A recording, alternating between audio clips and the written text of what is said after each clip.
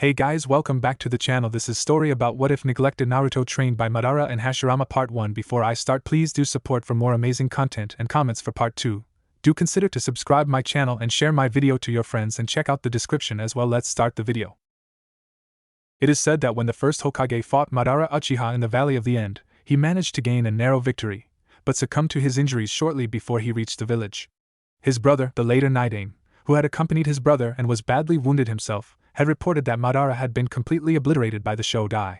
However, should one open the Shodai's tomb? 13 years prior to the Kyuubi attack, a pale man with slitted eyes entered the secret catacombs of the Hokages. He, Orochimaru, greatest of the Sannin, was standing before two coffins of solid stone. There was room for more coffins, but they had yet to be placed. And why should they be? The old fossil had yet to surrender his seat or drop dead, so there was no need to bury him yet. And afterwards, when he was Hokage, there would be no need to bury him, as he would be the immortal Hokage. After all, his only real competition for the seat of Hokage was the yellow flash Minato Namikaze, and that the goofy ramen freak would become Hokage was more than doubtful. But Orochimaru hadn't come here to ponder, nor out of some sentimental reason.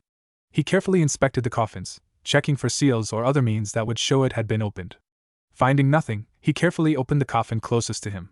He smiled as he recognized the corpse of the Naidame, bedded in dried flowers and with a few personal belongings that were useless to Orochimaru. He could have used the sword, but such powerful objects were sadly not placed inside of coffins in case situations like these occurred. But the body itself was in an amazingly good condition, considering how long the man was dead already. Orochimaru suspected that the low temperatures, it was freezing in here, had preserved the remains. Scavengers were kept out by the coffin, and it was simply too cold for most bacteria that decomposed remains to function. Orochimaru grinned as he collected DNA samples. Hair was good, better than skin but not as good as blood, but the DNA in it lasted the longest, and Orochimaru took all three before carefully resealing the coffin. After all, he didn't want the old fossil or anyone else to find out about this. Then he turned his attention to coffin number 2. He had to suppress a grin. Christmas had come early this year. While the Naidame's abilities would be useful, it was the other carcass that truly captivated his attention. The Shodai, who could control wood and even subjugate the Bijuu, second only to Madara Uchiha. Orochimaru could hardly wait to experiment with that power. He opened the coffin and nearly howled in rage. It was empty. Only a few dried-up flowers and useless personal items. Where was the Shodai's corpse? Had someone learned of his plan? No, if that were the case, both corpses would have been removed and he would have faced the old fossil and a squad of ANBU by now. Which left only two conclusions. Either someone else had also thought of Orochimaru's idea and took it first, unlikely seeing as he wouldn't have left the second corpse, or the coffin had been empty from the start. That had to be it. But how? Why? He rummaged through the items, in desperate hope of finding something, anything of use. Then he found it. A short lock of hair, apparently some sort of good luck charm. It had the right color, black, but that didn't have to mean much. But with the sentimental fools living here, it was likely they wanted to bury at least something of their leader. Orochimaru looked at the hair. It wasn't much, but it would have to do. The hair should have enough DNA for his purposes. And the material he gained from the Naidame would also give him a few interesting experiments. But he couldn't help but wonder where the Shodai's corpse was.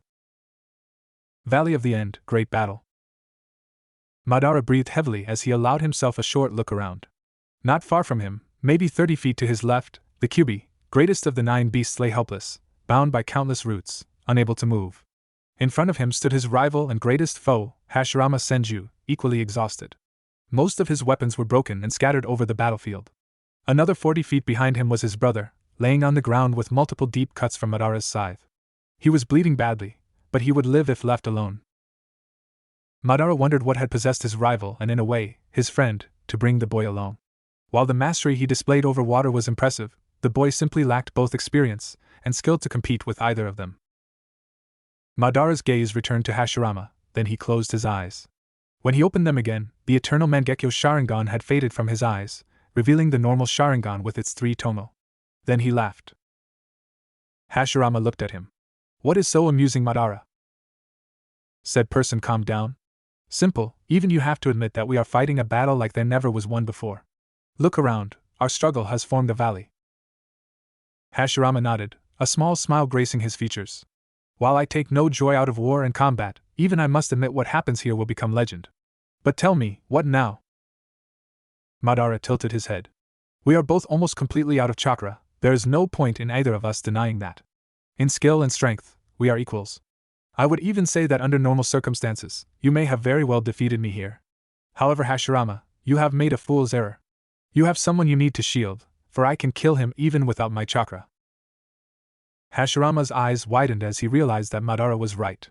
In a fight man against man, he would have likely won, as his most powerful blade was still intact.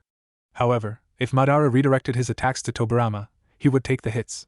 And then he'd be too weakened to withstand Madara's assault. Tobirama was cursing himself. He had insisted on joining his brother, claiming that against the fire jutsus the Uchiha were famous for, his abilities with water might be useful. Not that his brother wasn't skilled with water, but it was unlikely Madara would fight them close to the river, knowing the weakness of his skills just as well as they did, and his ability to draw the moisture out of the air and multiply it would be a help. And it had, until Madara had tired of his interventions and took him out of the fight in an instant. Tobirama had only figured out what had hit him when he noticed his blood dripping down Madara's scythe. And now his brother would die because he had to shield him, and when his brother fell, the only barrier between Madara and Konoha would fall with him. Nobody else in the Leaf was as skilled as Madara, and without Hashirama, the fox would wreak havoc in the village. The sound of bursting wood and a deafening roar pulled all three out of their thoughts. They saw that the fox had broken its restraints, and its head was shooting towards Hashirama and Madara, tilted sideways to give the bite the widest range possible. For an instant, Madara seemed confused, then he understood. Both he and Hashirama had made a fatal mistake. They had both used too much chakra and were now unable to tame the beast. Hashirama was too weakened to restrain it, and he himself couldn't keep his eternal Mangekyo active anymore. Normally, the continued activation wouldn't be necessary, but Madara had noticed that unlike any other creature, including the other Bijuu as far as he had researched, the Kyuubi would break its mental restraints almost instantly if he deactivated the Mangekyo. And he had just done that. They had been fools to simply forget the beast and use so much chakra, and now they would pay for it. He sighed, knowing he couldn't even delay the inevitable. He had always wondered if it was true that one's entire life flashed before one's eyes if they met certain death. When one was in a situation where he was facing death and said Force told him, "I'm here. In 5 seconds you're dead. Spend them however you want, I'll give you that much time." You'd see a best of your entire life of sorts. He had doubted it. After all, once you were dead, nobody would know. Dead men tell no tales, as they say. But to his own surprise, he indeed remembered the single best thing in his life, which had been the most painful to lose: his brother. "Izuna, I'm sorry," he whispered. Hashirama heard him and gave him a sympathetic smile. He was the last to deny the love Madara held for his brother, even though many others did. He remembered like it had been yesterday. Flashback. Hashirama had expected much, but not this. He had taken over the Senju clan 2 weeks ago, and now his rival, Madara Uchiha, also freshly baked clan leader of the Uchihas, was standing before him. He had already rubbed his eyes and pinched himself to make sure he wasn't seeing things. He straightened himself. "What do you want here, Madara Uchiha?" he asked. The man bit his lip. It was obvious he was swallowing his pride. "I wish to request your aid," he said, his voice betraying no emotion.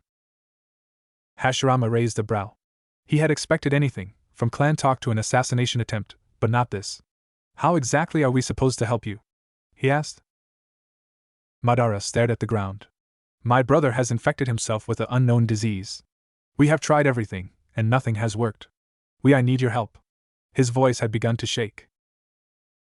Hashirama nodded. He had heard that Izuna was bedridden. The Senju clan had thrown a small party when they heard the news that one of the feared Mangekyo wielders was down for the count. But why turn to us? Of course we have a few medical prodigies, but there are other good medics outside of our clan. Now Madara looked up, with sorrow and desperation in his eyes and voice. "Don't you think I've already tried? I've went everywhere, but no one can help him." "Watch your tongue," one of the Senju members shouted, clearly enjoying watching Madara squirm. Then Madara did something no one would have ever expected. He bowed. He dropped to his knees and bowed until his forehead touched the ground. "I beg of you, help my brother." Everyone knew the Uchihos were proud before anything else. For Madara to throw his pride so far out the window, he had to be truly desperate. Hashirama looked at his own brother. If Tobirama were to fall sick and nobody but the Uchiha had the means to cure him, would he bow before Madara as Said was now bowing before him? The answer was obvious. Yes, he would. He'd be on his knees, he'd be kissing Madara's feet if there was a chance it would help. He rose from his seat. "Stand up," he said. Madara slowly rose, fear and a sliver of hope in his eyes. Hashirama rose his voice. As leader of the Senju clan, I hereby accept your request. We will send a group of our best medics with you and they will do all in their power to help your brother. This is not up for discussion, he added when pandemonium broke out in the compound. And the medics had helped, albeit reluctantly. They had managed to cure Izuna Uchiha of his disease, but said man would likely never regain his full abilities as a ninja. The disease had simply done too much damage to muscles and nerves they couldn't cure. He could still be ninja, but never be as strong or fast as he was before, upper middle class at best. Shortly after, Izuna had begged Madara to take his eyes, saying that in his condition he was not as important to the Uchiha as Madara and that blindness was nothing Madara could afford. Madara had argued for hours before reluctantly giving in. The operation was a success and Izuna even found a way to remain a ninja despite his blindness. He had developed a jutsu that replaced his eyes and was even able to return to the battlefield, where he eventually fell by the hand of a small, relatively unknown clan. Madara would have accepted his brother's death, as fatalities occur in war, but that clan had desecrated his brother's corpse. The same day that Izuna's corpse was found, the compound of the clan that had desecrated him burned to the ground in black fire. There were no survivors. Flashback end. Hashirama nodded at Madara, before using his last chakra to summon a root that shoved Tobirama out of harm's way and the fox's jaws. He looked at Madara. It was an honor, he said. Likewise, Madara replied. A moment later, the jaws snapped shut, and Hashirama Senju and Madara Uchiha were no more. The Kyuubi growled in satisfaction, then in surprise as the vegetation started to attack it while black fire spread over its back. Apparently, the two great warriors wouldn't go down without a fight. The fox jumped back, then it quickly vanished, leaving Tobirama for dead. But he wasn't. He dragged himself back to the village and told them a lie about what happened. It wasn't evil intention, he just had yet to fully comprehend what had happened himself. Later he put a lock of Hashirama's hair into his coffin, so that something of him would lay there once the Henge Bunshin dismissed itself. Sequence end. History may be distorted, both out of evil and good intentions. It is said that the fourth Hokage Minato Namikaze sacrificed his life to slay the great Kyuubi when it attacked the leaf. Some know better, but choose to remain silent. Others wish they had remained silent, and now tried to force a silence. Why? The Kyuubi is a demon, and demons are immortal and nothing short of the end of the world can kill them. With one exception. Any demon may be sealed inside of a person, and should that person die without releasing his prisoner, he'll drag the demon with him to death. But that is a knowledge long forgotten. But the Yondaime, without knowing that he walked the only path leading to a demon's true demise, sealed the Kyuubi in the navel his only hours-old son, Naruto. For the seal he summoned the Shinigami, who demands souls in return for his service, seeing it was the only being powerful enough to rip the Kyuubi's soul from its body. But when the Shinigami is summoned by mortals, only devours souls in pairs. Sarutobi sighed. He had made the mistake of informing the accursed council of Naruto's status as a Jinchuriki. What had he been thinking? The council was an invention of the Nidaime. He had correctly presumed that the Hokage would not be able to handle everything, and chose to call for aid. For military matters, the clan heads and other qualified ninja would advise the Hokage. In civilian matters, merchants and other qualified people would be helping the Hokage to lessen his load. It sounded perfect, and on paper, it had looked even better. The Nidaime had later told Sarutobi that he was absolutely certain he had been drunk at the time he created the council. While the idea was good, the reality was different. The council had gotten used to the power and started to abuse it on a regular basis. Nothing major, except a major annoyance that instead of helping the Hokage cope with his work, they were adding more of it. And now this. Not even 5 seconds after Sarutobi revealed that the Kyuubi was not slain, but sealed inside of Naruto, the council had demanded his death. Mostly the civilians. Sarutobi had to fight the urge to kill some of the civilians that had the nerve to speak of losses when they had arrived only after the Kyuubi had been sealed. He was glad that most of the shinobi were keeping silent, Danzo being one of the unfortunate exceptions. The man seemed dead set on turning the boy into a weapon, something Sarutobi would never allow. He sighed again. Life for young Naruto Uzumaki would not be easy. He had no idea how right he was. And cut. And the first chapter is done. This story was basically one of those ideas that won't leave you alone until they're written down. Tell me what you think. Is it any good? Should I continue or just toss it overboard? Kyuubi will be goodish in this fic. It'll fight for the right side, but maybe not quite for the right reasons.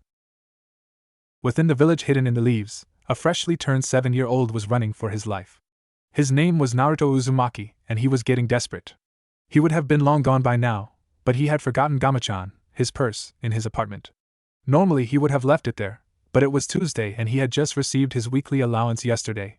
The villagers would beyond a doubt raid and thrash his apartment, and if they found Gamachan, all his savings plus this week's money would be gone, and he would again be closer to starvation. Naruto was, for some reason he didn't understand, the most hated boy in the entire village. He had been thrown out of the orphanage 2 years ago and lived on the streets for a few months until he had managed to sneak into the Hokage tower and tell Gigi they had thrown him out. Once the old Hokage learned of this, and that his secretary had always sent him away when he tried to talk to him, Naruto got a small apartment and a weekly allowance, while the secretary was fired. But his situation had not improved much. While he no longer had to steal simply to survive, he still had to pay ridiculous prices for food that was bordering on rotten at best. The only exception was a ramen stand run by a nice old man named Tuchi and his daughter Ayam. They were nice to him, and even gave him the occasional free bowl of ramen. But Naruto knew he couldn't go there in his situation. Most of the times, the villagers simply ignored him, acting like he didn't exist, at least when they weren't overcharging him, only occasionally beating him. But on October 10th, things got really bad. It was the day the nine-tailed fox, Kyubi, was defeated by the Yondaime, but it was also Naruto's birthday. For some reason, large mobs shouting something about demons tended to gather that day to hurt him, and Naruto spent his birthdays running for his life. The orphanage had never offered him protection from those people. The people there had actually tried to hold him so he couldn't get away. On his 4th birthday, he had tried running to Hokage Gigi, but the secretary had stopped him and called out to inform the mob of his location. That year, only the ANB the Sandaime had placed on Naruto had stood between him and certain death. Ichiraku Ramen didn't offer any protection. They couldn't beat the mob, and Naruto didn't want to drag them into this. Naruto wondered what he had done to deserve such treatment, but he had no idea. It couldn't be his pranks, they were harmless, and the villagers had hated him long before he started pranking people so they would look at him. Naruto was craving for attention. He was terrified of the loneliness that had claimed more and more of his life. He was cheerful and trusting by nature, and even the beatings and glares couldn't change that, but the loneliness was tearing him apart. Well, the people chasing him seemed to try and take over that job. He decided to do what he, since his 5th birthday, always did when there was a mob on his tail. He ran into the forest. There was a Nei-chan living there that offered him protection ever since he had met her exactly 2 years ago. Well, maybe he just thought she was nice because she threw the sharp objects at the mob, not him. But her performance at their first meeting was beyond a doubt the coolest and most disturbing thing he had ever seen. Flashback: Naruto's 5th birthday. Naruto had run into the forest, desperate to escape the more than 100 people that were running after him. They were gaining fast, and Naruto ground to a halt when he suddenly saw a girl in a trench coat standing before him. She didn't look like she was after him, simply because she looked just as surprised as he did. But the stop had cost him. The mob slowly came to a halt before them. Well, what have we here? One of the villagers spoke. The snake whore and the demon brat, both at the same place. Guess what, bitch, it's your lucky day. Hand over the brat, and we'll let you go unharmed. If you try to fight, then you'll share his fate. The girl let her gaze wander over the villagers with their makeshift weapons. She saw a couple of chunin, but to her relief no jonin or yambiu. She glared at the speaker. So, now you want to kill this poor boy? No chance in hell. The man shrugged. Don't say we didn't give you a choice.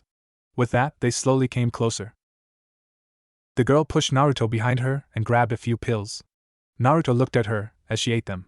Nobody but Gigi and those masked people had ever helped him. He heard her mutter, I really hope this works. Even with the soldier pills, it might not be enough. Well, here goes something.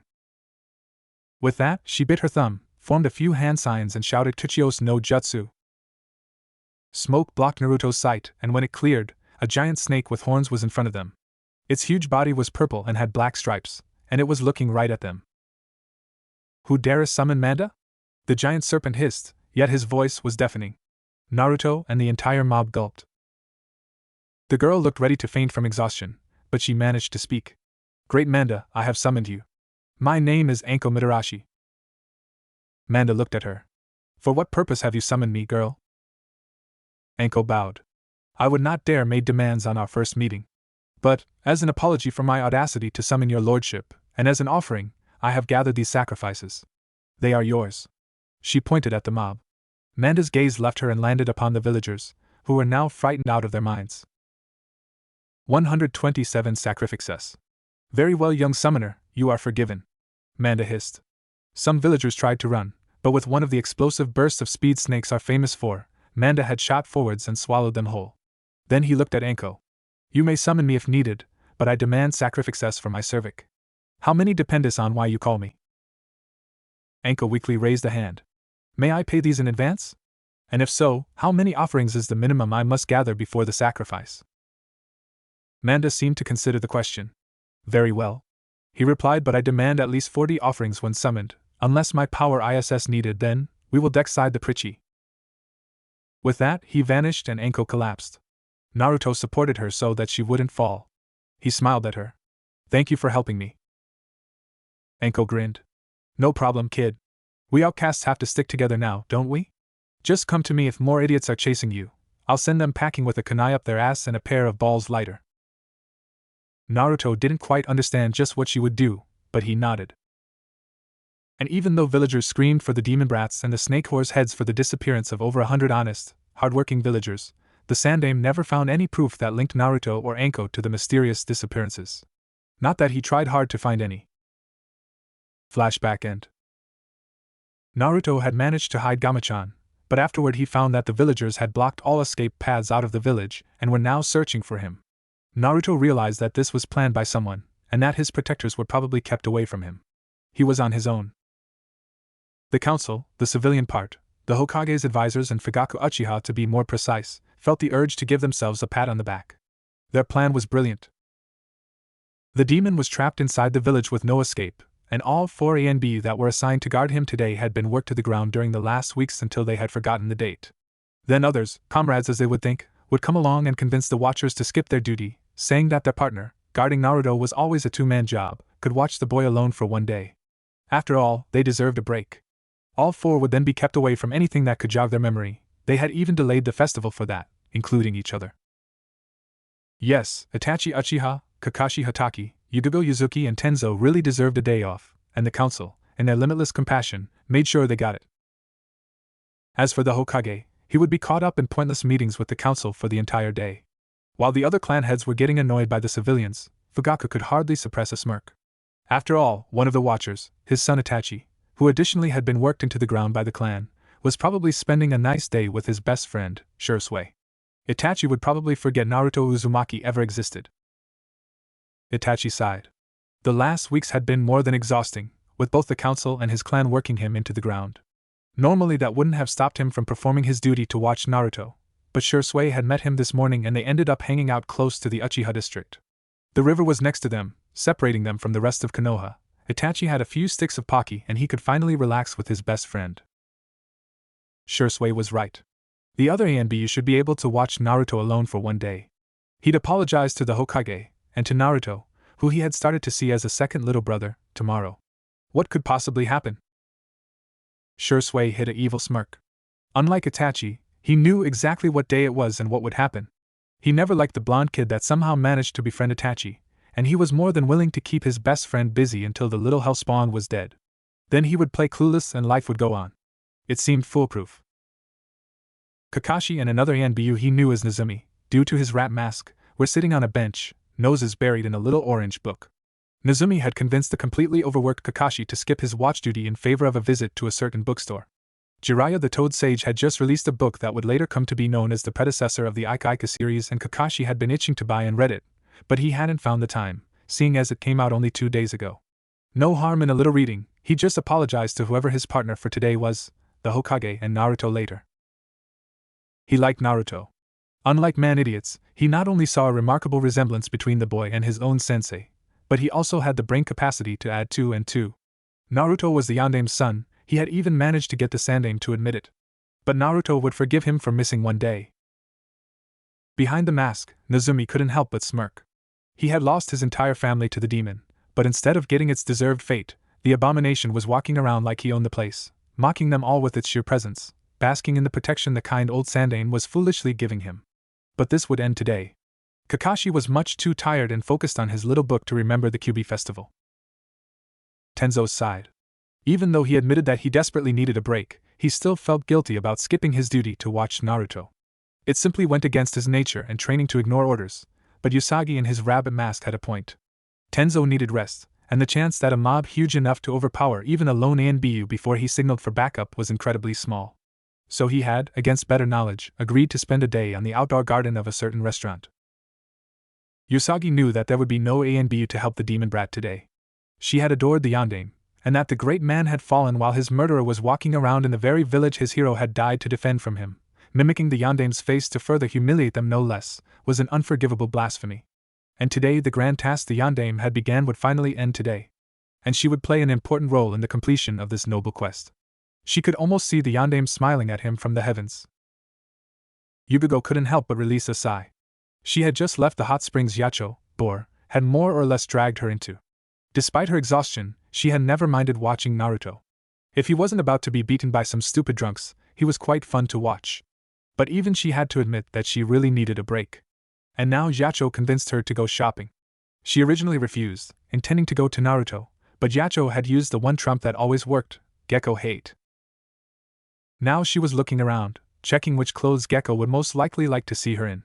She'd make it up to Naruto somehow. Probably by inviting him to ramen, he'd forgive everything if you did that. Yoshi's face was split by a grin of pure evil, hidden behind his mask. While he had not lost anyone in the attack, he utterly despised demons. They didn't belong in this world, it was made for humans, not that filth that littered it. So he volunteered when the question who should distract Yugogo's attention away from the fox brat that was parading itself right under his nose. He had worked together with Yugogo on a few missions, so she hadn't suspected anything when he had convinced her to take a day off. Every one of the Watcher's distractions had worked with their targets and developed loose friendships. That had been an important criteria for who had been chosen.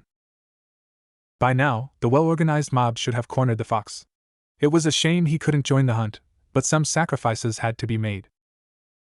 And the mob had indeed managed to corner Naruto. He had managed to hide Gamachan, but unfortunately there hadn't been enough time to hide himself, and every path leading to the forest where the nice Neichan was living had been blocked. There were not as many people in this mob, only around 40, but there were a lot more ninja amongst them, including a black-haired ANBU with a lion mask. They had proceeded to beat him nearly senseless, then they dragged him to a distant part of the village where nobody could hear him scream. Then they started making him scream. Anko was getting worried. Naruto had yet to show, and he was never late. The boy had sharp instincts, and knew when to make a break for it. But what if he couldn't come? That thought alone was more than enough to make her look for him.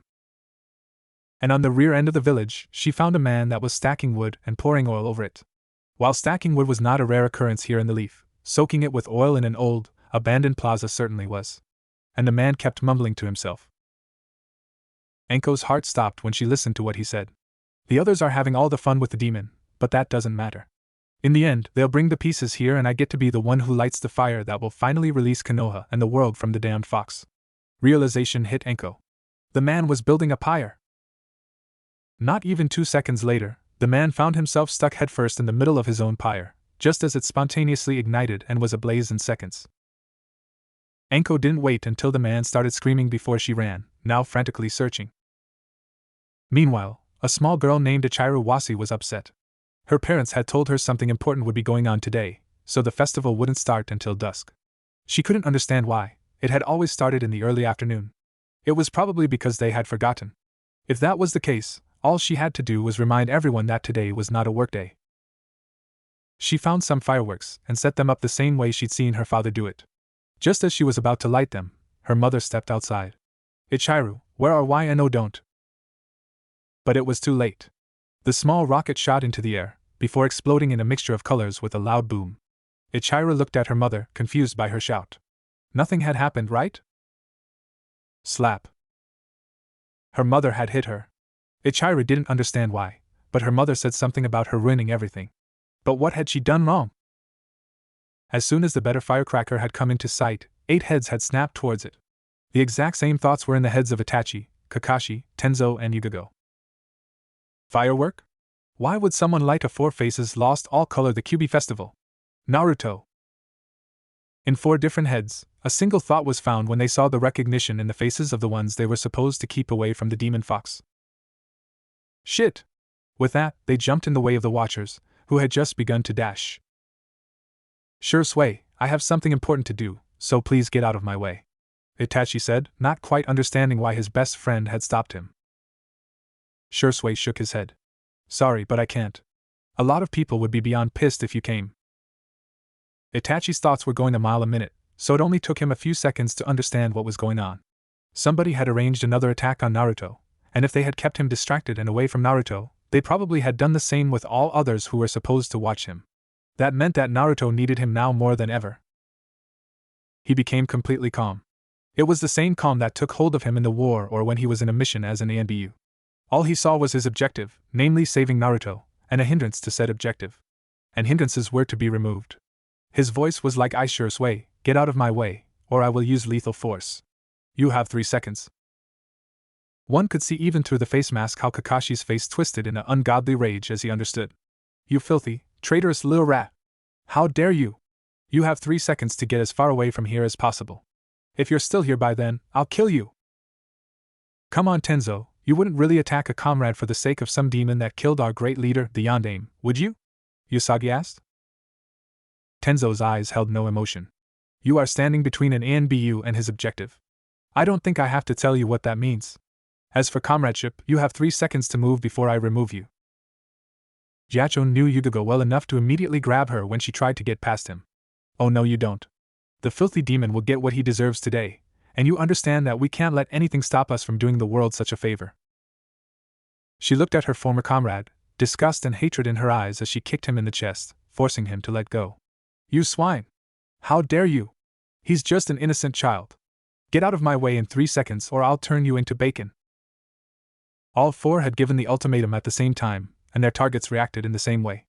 None of them moved, and all of them used the exact same arguments to talk them out of it. You wouldn't really kill me just to save the little hellspawn. 3. Was the only reply. You're bluffing. We're comrades. 2. 4 pairs of hands started forming hand signs. You can't be serious. After all we've been through together. 1. You're mad. Even if you kill us, you'll never find him. And even if, you can't just kill all who took part in this noble mission. Time's up. Shirsue's eyes widened. Itachi had finished and muttered Sueton, Kiga no Kiri, before dashing at Shirsue and passing him, so close that their lips almost touched. Shirsue again jumped in Itachi's way, laughing. I knew you wouldn't do it. You wouldn't hurt your best friend just to save a demo GRGL? Shirsue stopped talking when he noticed that water was flowing out of his mouth. He tried to inhale, but his lungs were completely filled with water. He tried to cough it out, but his lungs refilled faster than he could release the water. He could even see how some of the smaller drops he hurled out stopped falling and flied back into his mouth. He then saw Itachi dashing away, and despite knowing both what had hit him and how to solve it, he made the wrong decision by going after his friend. Itachi jumped over the river and Shirsue tried to do the same. But drowning on dry land had taken a toll on his body, not to mention that the lack of oxygen paired with the fear of death made it impossible to have the precise chakra control required for water walking. Instead of landing on the other side like Itachi, he landed right in the middle of the river, submerging. Itachi's eyes widened. The jutsu he used was designed to drown its victim by attracting any and all water in the surrounding area to itself in seconds. That usually meant using the humidity. Should someone in Shirsue's state land in water, no matter if in a pond, a lake, a river or the ocean, he was doomed. Colder water would continuously flow into the lungs, forcing the mist down even if fire chakra was gathered in the lungs to force it out. Shirsue would drown. It was a grotesque view.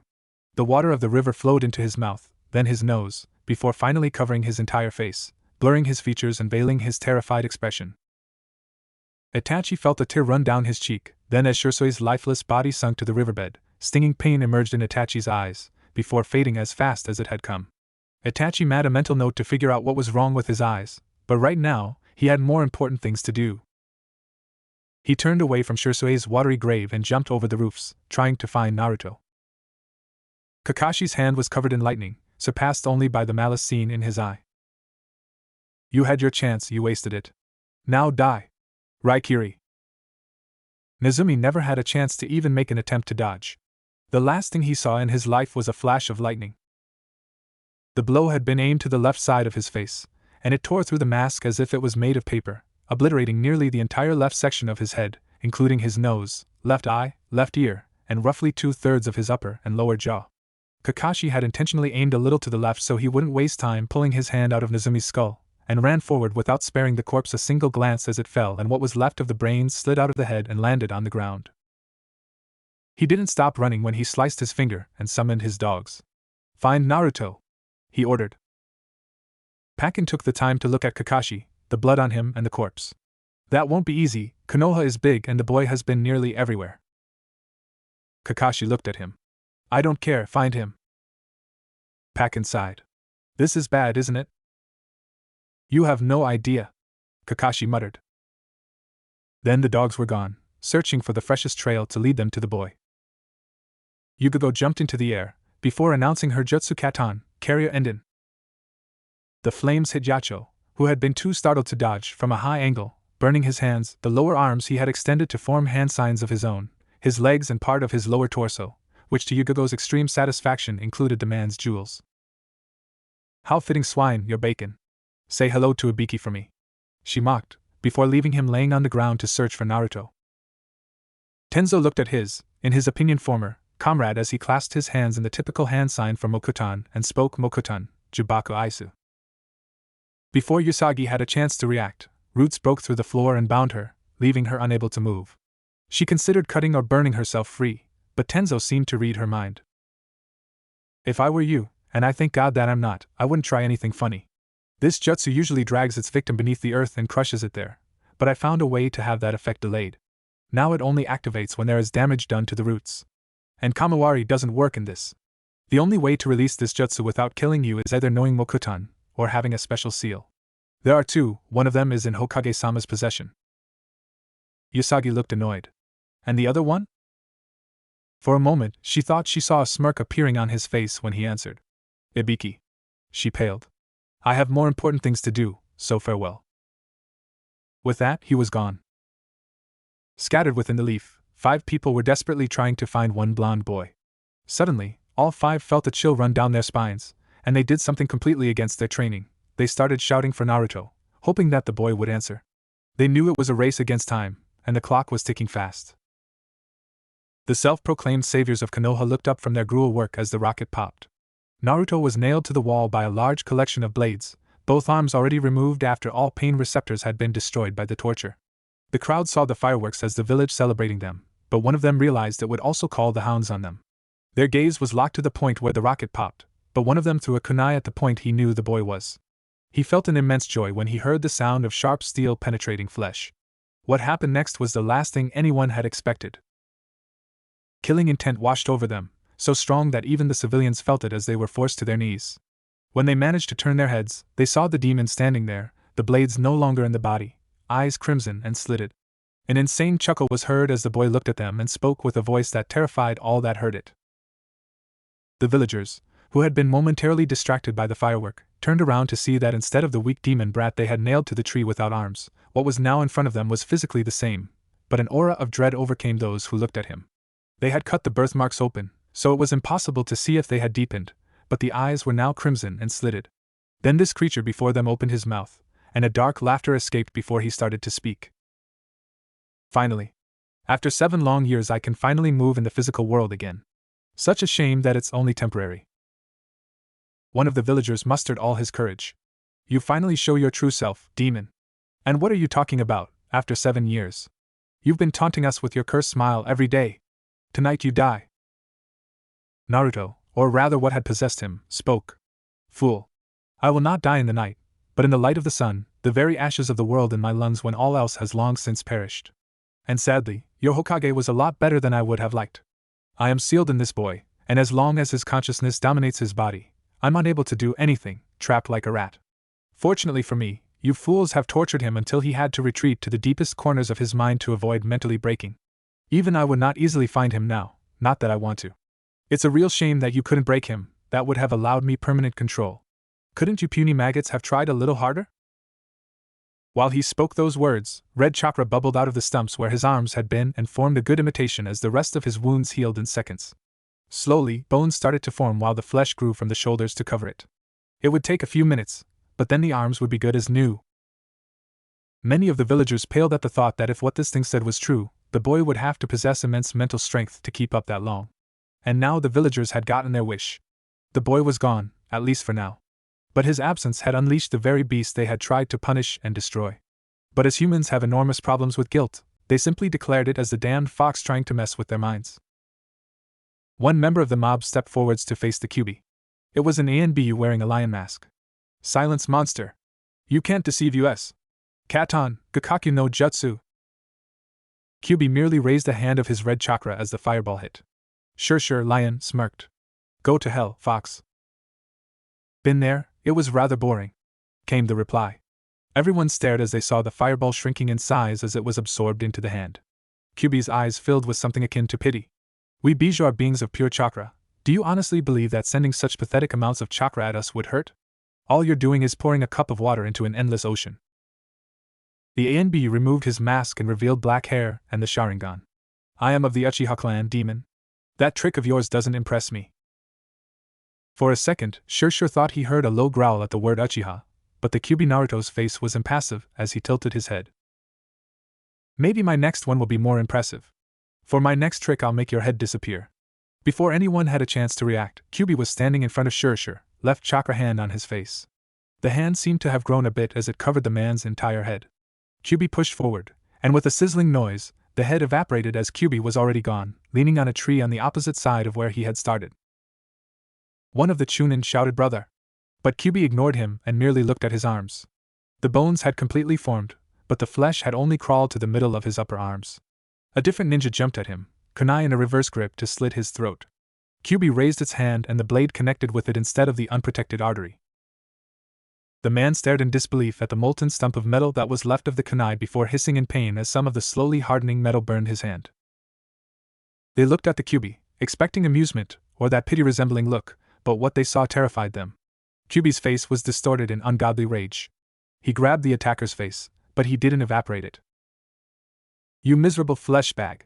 He spoke. You dare attack me? You pitiful speck of dust dare raise your hand against me, QB no Kitsune, the greatest of the nine? I thought I made it crystal clear that any mortal attacking me will die, but I'm more than willing to freshen the message. With that his right hand, which was not holding the man, formed something that could be an unknown hand sign and a pulse of red energy passed through the arm and into the man's face. QB released the man who dropped to the floor, screaming in agony. What have you done to him? A random villager shouted. QB smiled. Unlike chakra, a demon's yuki can undergo many changes. I won't bore you with details, but when a demon is filled with anger, rage, or hatred, it transforms into malice, which is the deadliest form of yuki. As you've seen, it can melt steel on touch, and when injected into an organism that is not its creator, as I have done, it reacts rather violently. Violently turned out to be the understatement of the century. The man was squirming on the ground, screaming in agony as his eyes liquefied and his teeth fell out, reddish goo seeping out the holes where they had once been. His limbs seemed to stop thrashing as they started to bend in ways they were not supposed to. The entire human shape seemed to melt as his skin bubbled. QB was apparently so proud of his work that he saw fit to explain. I've worked very hard to get my malice to do to organisms what I wanted it to. Now that it's perfected, it dissolves his entire body, his bones, muscles, flesh, inner organs, and all that stuff. There are 5 things that will dissolve only after all else is gone. His brain, his heart, his lungs, his pain receptors, and his vocal cords. One of the mobsters looked at him, eyes filled with hatred as the malice's victim's muscles liquefied, making him unable to squirm, although he could still scream. I understand brain, heart, and lungs stay intact so he lives as long as possible, and the nerve endings remain because you're not only a filthy demon, but a sadistic bastard. But why the vocal cords? QB's eyes filled with evil glee. Isn't it obvious? So I can hear him scream. As the man finally died, QB's chakra had finished regenerating both arms. He looked at the mob. Now that the arms are back, I have one question before I rip you all to shreds. If you truly believe that this pathetic vessel was me, why did you attack? The other Uchiha spat out. Isn't obvious, you monster? You don't deserve to live. QB rolled his eyes. Idiot. I wasn't asking about your obviously non-existing morals. I was asking whatever made you believe that you weaklings would stand a snowball's chance in hell to kill me. In case you've forgotten, I played bowling with your head 7 years ago, and I wasn't even using my tail's powers. If I can cause tsunamis and crumble mountains with but a flick of my tails, what made you think that it would have been beyond my power to annihilate your village? No, had I wanted to, I could have wiped this village from the map before it even appeared on the horizon. It made some villagers think. The demon had a point, it had crushed their best ninja 7 years ago as if he was crushing ants. Even if weakened, such a demon would not have accepted their treatment all these years. They had just witnessed what he was capable of, and had the fox been in control, rivers of blood would have been spilled long ago. But the fox's words left one question open. If you could have crushed us so easily, why didn't you? A grin flashed over Kyuubi Naruto's face. 2 reasons. First, Konoha was not my target. I was merely passing through and only killed those who attacked me. As I've proven, I will painfully destroy those who dare raise their hand against me. That's bullshit. My brother attacked you, and you seemed amused, not angered, the Uchiha shouted. Kyuubi looked surprised. That was supposed to be an attack? I thought he was giving me his chakra as a sacrifice. A collective sweat drop fell before Kyuubi spoke again. Anyways, the other reason I physically attacked your village instead of blasting it to oblivion or releasing my malice and then watch you die of, let's call it chakra poisoning, which in hindsight would have been better, is very simple. It was more fun. Now how shall I kill you all? The entire mob tensed, but then something unexpected happened. Kyuubi Naruto stumbled backwards, clutching his face as if he had received a particularly nasty uppercut. Then he cursed as his free hand was clawing the air, as if trying to swat away a horde of wasps. Shit! I had hoped you would take longer to awaken. Things were just getting interesting, and now that the arms are healed, you just want to take over? I don't care that you're the most powerful ninjas this pathetic village had ever had. This is not fair. I was deprived of all joy and freedom for far too long. But the red slowly faded from Naruto's eyes, replaced by black. Fine, you win. But did you? Before you make a hasty decision, let me show you what these people did to our host. Once we have more time, I'll show you the rest of his life. I'm sure you all will find it most enlightening, especially you, Yondaime. But for now, view his last 10 minutes. A last growl, then the red, slitted pupils had been replaced by normal, black eyes. For a second there was warmth in these eyes, then confusion, then rage. He spoke, but the voice was completely different. This is not what I wanted the leaf to become when I founded it. I desired peace, not for the villagers to band together in order to torture children. I won't stand by and watch you stain what I and others worked so hard to create. You all are a disgrace to Konoha. The mob wondered what the hell was going on. Suddenly the beast that had wanted to kill them had been forced back, shouting something about Konoha's greatest ninjas and the Yondaime. But the Yondaime couldn't be sealed in Naruto, could he? But who was this person, talking about Konoha as if he was the impossible? But it was possible. None of you will escape here. Mokutan, Ganyukarin no Jutsu. And as some of the smarter mobsters feared, a tree grew out of the ground next to the headless Uchiha, its branches quickly wrapping around them all and pulled them close together. And even as they tried to escape, they realized that the branches were too tight to wriggle free and too thick to be broken. But one of the elder members shouted, Shodaime-sama. How have you become trapped within the demon? And why are you doing this to us, who merely tried to kill it once and for all? The black eyes darkened. Just like Madara, I was devoured by the Kyuubi. When it was sealed, I, together with him, was released from the beast inside and became one of the guardians who assure that the Kyuubi remains behind bars. And before your foolish actions, there was no need for us to even awaken, as the Kyuubi had no way of taking control. But your actions have nearly led to the destruction of the leaf, and that I cannot forgive. But I'm not your executioner. He closed his eyes. Before he opened them again, the Uchiha shouted, wait a second, I'll burn us out. But one of the men knew enough about trees to deduce what they were tangled in. No fire. This is an inferno oak. That type of tree has oil flowing through it like a human's blood system. One cut, and we're soaked in oil. And it is said that a single spark is enough to set an entire forest of these ablaze. If you use fire, we'll all be cremated. A low chuckle escaped Naruto's throat as he opened his eyes, the Sharingan swirling in them. That's right. Hashirama developed this technique just to imprison Uchihas. And I can assure you it works perfectly. And what have we here? One of the traitorous Uchiha clan.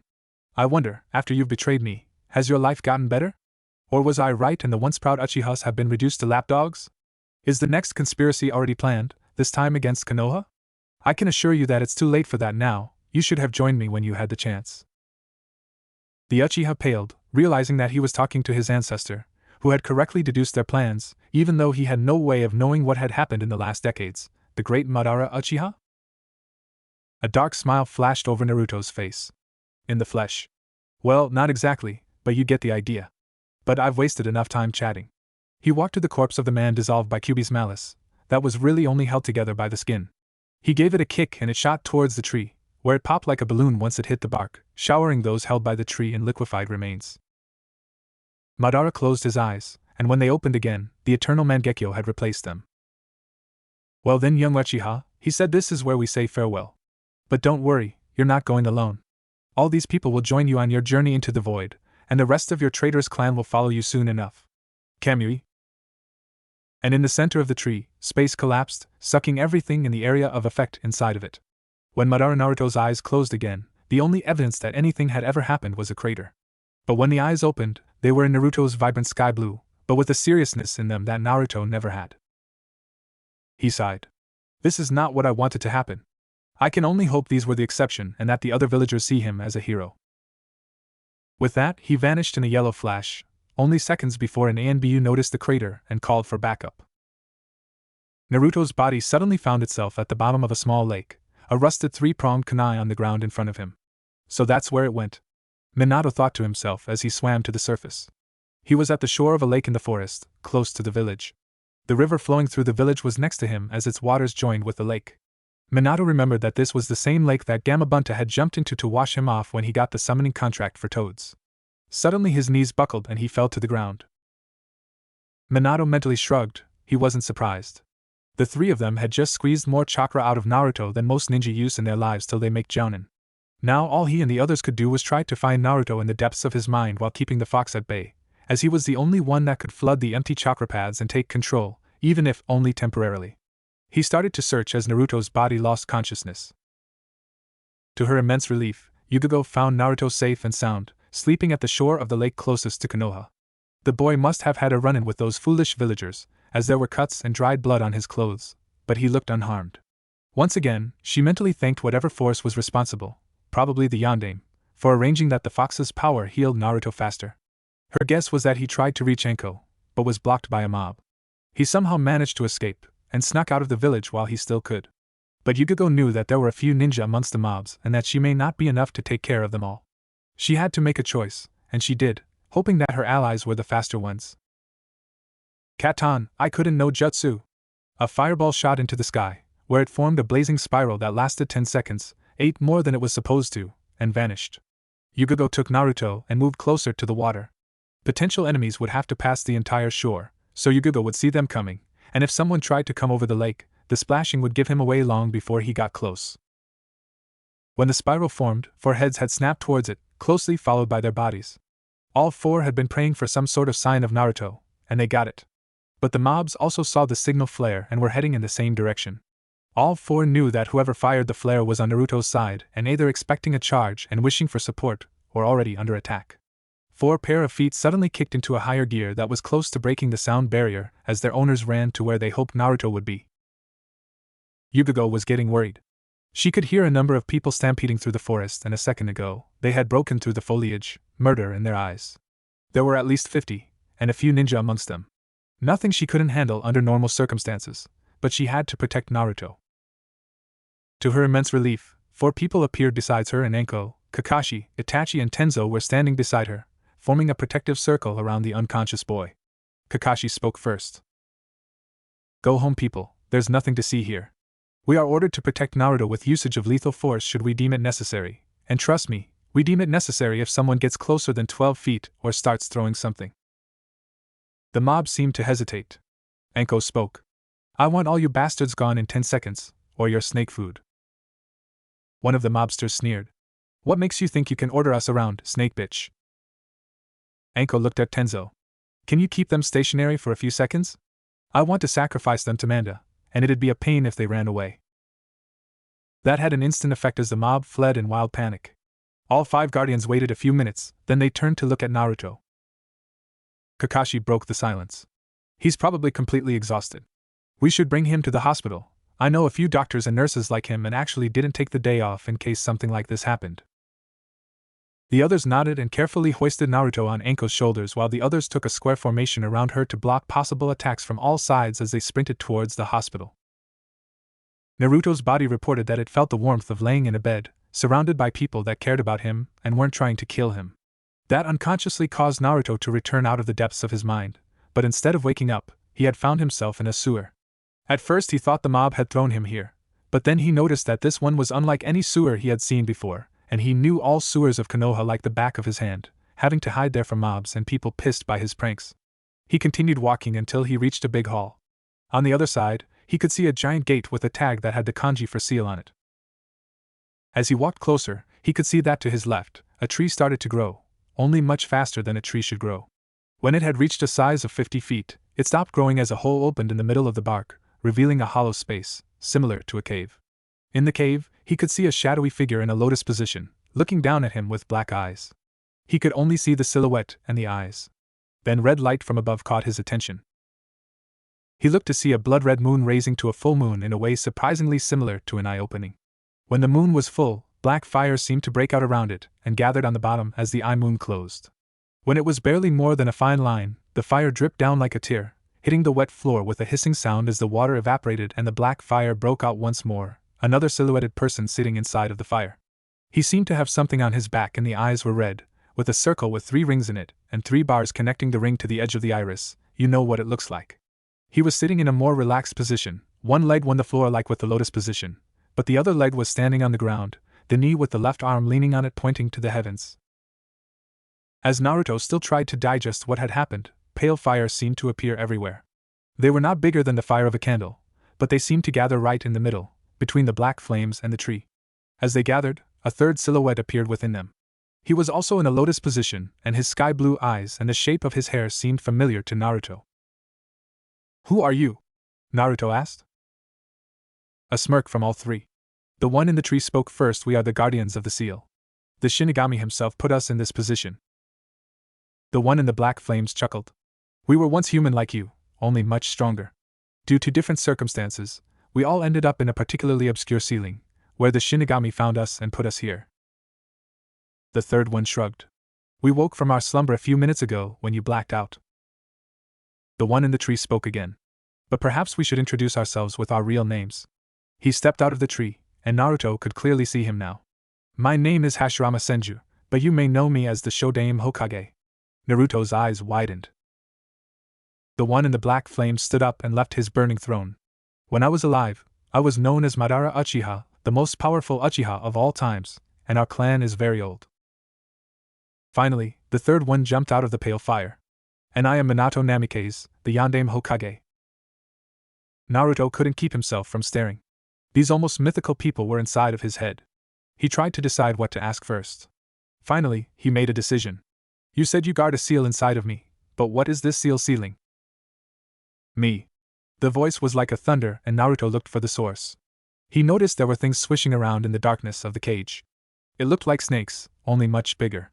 Then a red glow seemed to slowly illuminate the interior of the cage, revealing the biggest thing Naruto had ever seen. What he thought were snakes were really the tails of a giant fox. It seemed to be bowing. Look at the picture showing all 9 bijou. Kyuubi looks like in that picture, only not in a crater. But then he raised his head and released a roar that would make the strongest of men tremble in terror, and it had. Naruto gulped, then he looked at all 4. "You're all show-offs." 4 grins answered him as he continued. "I'm guessing that's the Kyuubi no Kitsune, if the 9 tails are any indication, but why isn't it dead and how did it get inside of me?" Kyuubi laughed. "You're smarter than I thought. Indeed, I am the great Kyuubi no Kitsune. As for why I'm here, we bijou cannot be killed by any means but in fight for our title. The Yondaime here did the next best thing and sealed me inside of an infant whose chakra coils weren't fully developed yet and therefore able to adapt to my Yuki. The poor fool wished for the child to be seen as a hero, but I don't need to tell you how that worked out. Guess who the lucky infant is?" Naruto stared at the Yondaime. "It's your fault? Because of what you did I had to go through all that? Why me? There must have been other children that were an option, so why me?" Minato squirmed, but remained silent. Kyuubi smirked. "Either you tell him or I do." Minato bit his lip, then he gave in. "Naruto, there was a reason. I was the Hokage then, and as such I couldn't demand from others what I wasn't willing to do myself. I couldn't ask another family to give up their child when what I'm trying to say is, you're my son." Naruto froze like a statue. Minato was slowly getting worried. He had expected anything from jumping in joy to yelling at him, but not that he would remain as still as a statue. Then Naruto finally spoke. "I see. I guess that makes sense. I won't hold your decision against you, but I'm not sure if I'll ever be able to forgive you, Minato Namikaze." With that, he vanished into the real world where the other 4 could not follow. Minato stood there, as unmoving as Naruto had been seconds before. He could not believe how much it hurt to hear one's own son calling him by his full name, showing he was not viewing him as his father. Madara and Hashirama had decided to remain quiet, as they really couldn't understand what was going on. Kyuubi had less decency. You know, I've been looking forward to this ever since I found out that you were in here. Revenge is so sweet. Sadist. Minato muttered. Kyuubi raised a brow. I'd burn half your village to the ground, kill everyone who stands in my way with my bare hands, liquefy a person who's fully aware of what's happening to him, and you realize that now? You're pretty dense. Minato sighed. Can you show me his life? The other two looked up, interested in that as well. Knowing your landlord was never wrong. Kyuubi grinned, and something about that smile gave Minato a very bad feeling about what he'd see. I thought you'd never ask. Naruto slowly opened his eyes. He was no longer inside of his mind, but out in the real world. He was laying in a hospital bed, surrounded by the 6 people he'd blindly trust his life to. Now he felt an important part of him, which had still remained hidden in the corners of his mind when he met the Kyuubi and his jailers, finally emerge, his cheerful nature. He spoke. Hokage Gigi, Itachi Nizan, Kakashi Nizan, Yugogo Nizan, Tenzo Nizan, Anko Nizan, nice to see you. How have you been? And why are you looking at me like that? The Sandaime raised a brow and looked at the 4 Anbu, who, after exchanging a surprised look with each other, had suddenly developed a fascination with the tips of their shoes. They all had broken an important protocol when they guarded him, namely giving away their identities. Each one had also spent parts of their private time with the sun-kissed boy, inviting him to ramen and such. But instead of reminding them of the Anbu protocol and giving out punishment, as the law told him to, the Sandaime merely smiled at them and made a mental note to give them a raise. Anko chuckled, being the first to regain her speech. We had to peel you out of your bloody clothes, and you ask how we are doing? That's rich, brat. Naruto jumped up and down on his bed. Don't call me brat, he shouted, much to the amusement of the others. Then the Sandaime, Sarutobi, became serious. Naruto, do you remember what happened to you? He asked, the others looking at Naruto as well. Naruto frowned in concentration, which made him rather cute in the eyes of the present ladies. Then he shook his head. Nope. All I remember is running away, hiding Gamachan, and waking up here. Gamachan? Anko asked. The Hokage sighed. It's his purse, shaped like a frog. I gave it to him as a present, he explained. Anko nodded. It makes sense. Hide your cash, or you risk losing it. Being a pariah of sorts herself, it had happened to her, at least until she started building a reputation as being bloodthirsty to the point of insanity. But Sarutobi was worried. One of his ANBU had reported that in one of the old plazas, one of the few sections that were deemed too expensive to repair after the Kyuubi attack and had been abandoned was gone, a giant crater taking its place. But nothing gave any hints on what had caused the crater. There had been no explosion, and no traces of chakra could be detected. It was a mystery. Had one asked Madara, he could have explained that the Kamui he had used not only sent the tree plus mob and ground to a different dimension, something that was impossible to survive as the shift ripped everything apart molecule by molecule, but also sucked in air and all chakra residue, effectively erasing not only all physical evidence, but also the leftover Yuki of the Kyuubi. Inside of Naruto's mind, the 3 great warriors that held the Kyuubi at bay had just finished watching Naruto's life, which was just a focused mass of abuse, neglect and torture, peaking into a single attempt of suicide. To say they were shocked would be an understatement. They were horrified. All 3 had seen many ugly things on the battlefield, but this took the cake. Madara pulled himself together first. I seem to have forgotten, please refresh my memory, he said, sarcasm dripping from his words. Burning Konoha to the ground was bad. Why? Kyuubi looked up, a slight grin on its face. I second that question. Hashirama and Minato remained silent, before the founder of the village in question spoke. I am beginning to ask myself the same question. Not even in my worst nightmares would I have expected something like this to occur. Madara nodded. When the village was formed, I had asked where all our mutual hatred had gone. Consider my question answered. Minato was still silent, unable to comprehend what could have gone wrong. He had asked for Naruto to be seen as a hero. How had it turned to this? Kushina always told me I was too trusting. I should have listened to her, he muttered before turning away from the cage. What are you doing? Kyuubi asked. Minato didn't look up. I need a drink. A strong one. Kyuubi snorted, sending small waves trough the water. Good luck with that, this is a sewer. Minato shook his head. Wrong, this is a mindscape. And with that, he held out his hands and a bar rose out of the ground. Hashirama and Madara looked at each other, then they extended their hands to grab the sake-filled cups that had appeared. With a nod, they gulped it down. QB blinked. Could it really be that easy? He focused and tried to make a change he had wished for the last 7 years and howled in frustration as nothing happened. Madara smirked. It looks like being a warden does have some advantages over being a prisoner. Shut up. QB growled. Minato was looking through the bar. Sake? Not strong enough.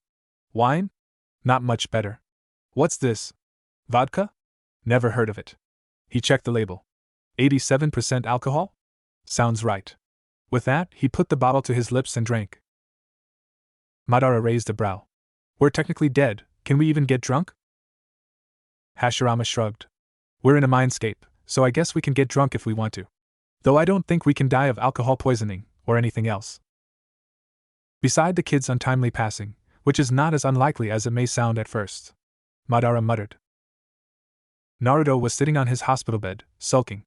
Despite his best efforts, aka nagging, the Hokage had insisted that he'd stay the night. While that may not be such a bad thing, seeing that his apartment was probably in shambles by now, he hated the hospital, not because of the shots or the doctors and nurses, most of them were nice to him. He hated it because he could hear the patients getting visits, he could see parents with their children and sometimes even a few grandfathers through the window. It hurt him inside to see them all getting cared for while he was all alone. Then he remembered that that wasn't quite true anymore. He had a father, and he could speak to him.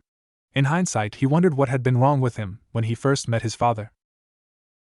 Even though he didn't know it, what had been wrong with him was the fact that most of his personality had still been hidden, and the only parts of him that had emerged into that chamber were his logic and his memories, most of which were rather bitter ones, leading the logic to the conclusion that his father had caused suffering. But now that Naruto's mind was complete, he felt rather bad for his harsh words and wanted to apologize. That, so much was undisputed amongst those that really knew him, was one of Naruto's great qualities. He was always willing to forgive, and he considered every stranger as a potential friend until he'd been proven otherwise. A joke running amongst those that liked him was that you could cut his arm off, and he'd forgive you if you treated him to ramen. Of course, now such a crippling would only be temporary. But back to our story. Naruto had decided to apologize and was now at a very important question: how? He didn't know how to get back to the place where he had met his father and the other three. He decided to just go to sleep and hope he'd get an idea in his sleep, which would turn out to be the right idea. Sarutobi sighed. Apparently a group of villagers had vanished, right about the time that crater had been discovered. What made matters worse was that amongst the missing, there were 2 Uchihas, one of them in ANBU. That made it Sarutobi's responsibility to find out what happened, but so far, he had no luck. Of course, the council, at least the civilians, seemed to know exactly what had happened. Hokage-sama, you cannot allow that the demon lives after what it has just done. We lost almost 50 citizens and shinobi, amongst them an ANBU. Sarutobi sighed. Lost is the right word, seeing as there is no trace of them. Also, nobody has seen any of them in the last 24 hours, so I have to assume that they have been missing since that time. Do you have any proof, or even witnesses that say Naruto did something to these people? Many civilians felt like giving themselves a kick, their tactic had backfired. Many in the population were against Naruto and knew of the mobs that usually gathered to kill him, therefore they always said that they hadn't seen anyone on such days when questioned. Now that same tactic worked against them, giving the little hellspawn an alibi. And if anyone changed his opinion, he'd be considered a liar, seeing that he'd be giving 2 conflicting statements. Fugaku, to everyone's surprise, agreed. I don't know what happened, but I doubt that Naruto Uzumaki has anything to do with it. He wouldn't have the skill to defeat an ANBU, much less if 50 people backed him up. In reality, he simply saw it as impossible that the demon could defeat an Uchiha even close to the level of the missing ones. The Hokage nodded. I shall inform you all if we find a trace of them. But until then, meeting ADJ. But before he could finish the sentence, a messenger burst through the door, panting. Hokage-sama, it's terrible. We have just found the body of Shursui Uchiha. Fugaku jumped up. What? He jumped up and grabbed the messenger by the throat. Where is he? Sarutobi grabbed his shoulder. Calm down, we can't do anything right now. And please let the messenger go. Begrudgingly, Fugaku dropped the man. What is the cause of death? He asked, forcing himself to be calm. The messenger coughed, then he spoke. Apparently, he drowned. We found no traces of violence on the body, but without an autopsy, it's impossible to determine what exactly happened. However, to make an autopsy on the member of a clan, we need the permission of the clan leader. Permission granted. I want to know exactly what happened. Fugaku growled before storming out. Sarutobi sighed. Meeting adjourned, he said and left the council room. Minato had just finished his second bottle of vodka, and you could clearly see it. His face was crimson, and he muttered nonsense in a melancholic voice. The others were looking at him, but they were unsure what to do with him. Finally, Kyubi sighed. You are taking this way too seriously. If I know that brat, he'll be here soon to apologize. I have yet to see an occasion where the boy wasn't willing to forgive after a short while. He just needs to cool off, then he'll be jumping in joy about his mighty dad. That had an amazing effect on Minato. His face took its normal color, and all signs of drowsiness practically slid off of him. He started glancing around, as if waiting for his son to appear. Madara raised a brow. Since when do you cheer people up? I'd have expected you to milk this for all it's worth, especially if what you said is really true. Kyubi let out another deep sigh. Normally I would enjoy him looking like a miserable worm, but this case is special. As much as I dislike the fact, he is the one that sealed and therefore defeated me, and look at him. He looks pathetic, which in turn makes me look bad for being sealed by someone like that. Hashirama blinked. That somehow makes sense. Our host is here. Minato spun around to see where his predecessor was looking. And indeed, Naruto appeared out of one of the tunnels, looking sheepish as he scratched his head. He cleared his throat. Well, it's nice to see you. He was obviously very nervous, and he kept glancing at Minato, which raised the man's hopes of some kind of bond forming with his son. Naruto walked towards Minato, eyes still glued to the ground. I just wanted to say sorry about what I said earlier. I mean, you didn't have much of a choice, and it's not your fault the village is full of meanies. So, can we forget that ever happened? Minato chuckled. Then he laughed. I make your life bad, unintentionally, and you want my forgiveness? It should be the other way around. But let's just call it even, okay? Naruto grinned. Only if you teach me some really cool jutsu, he shouted. Minato grinned. No problem, but to be able to use the cool stuff really well, we have to go through some of the not so cool stuff first. It sucks, but I can't change it. Naruto pouted, but in the end he agreed. Madara shook his head. While he liked the kid's spunk, it would take much training to turn him into a truly great shinobi. He looked at Hashirama. Are all children like this? He asked. Unlike Madara, Hashirama had married and fathered a child, so he was the more experienced one in this topic. Hashirama shrugged. Pretty much. It depends on how they're raised, but in their nature, they are curious and easily fascinated. But training him might bring us some advantages as well. Madara looked at Naruto and sighed. Not like we have anything better to do, he stated. Nobody could say that Madara Uchiha didn't like a challenge. For the first time, Naruto really looked around.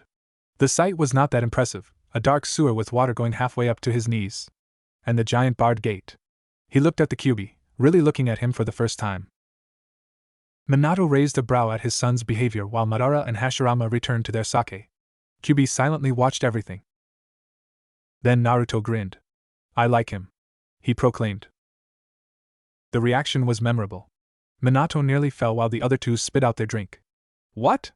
They shouted, while Minato went for a why. Naruto pointed at him. He's orange, he stated, as if that was all there needed to be said. He destroyed half of Konoha, Minato shouted. Naruto nodded. Yeah, but he's orange. And fluffy. And orange. Children, Hashirama muttered, speaking the word as if it were the worst swear word he knew. Madara glanced at Kyubi, who he could swear was smirking. And indeed, Kyubi was of a neon orange color. It had always been orange, but not this kill-me-bright coloring of a life jacket. Then something clicked in his mind. If the boy's favorite color had been blue, you would have shown up ocean-colored, am I right? Kyubi's smirk turned into a shit-eating grin. Maybe, he admitted. The three guardians decided that right now, there was no point in trying to convince Naruto that Kyubi was pure evil. Minato remembered that when he was a child, he had also liked and wanted things simply because they were his favorite color. Then, to the adults' amazement, Kyubi threw all dignity overboard. He whimpered and made large puppy eyes. Naruto, can you do me a really big favor? Please? Pretty please with sugar on top? He spoke in a voice that made him seem like a harmless puppy in desperate need of assistance.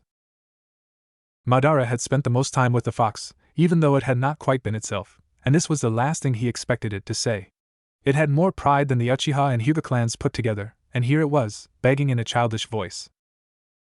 It was against Naruto's nature to ignore someone in need, especially if it looked so cute. He nodded. Sure. How can I help? Kyubi suppressed a smile. This was going better than he'd hoped. The boy was going to grant the one wish that had become more and more pressing every day he was stuck here. It wasn't like he was asking to be released right now, but was that one wish really that much to ask for? He looked at Naruto.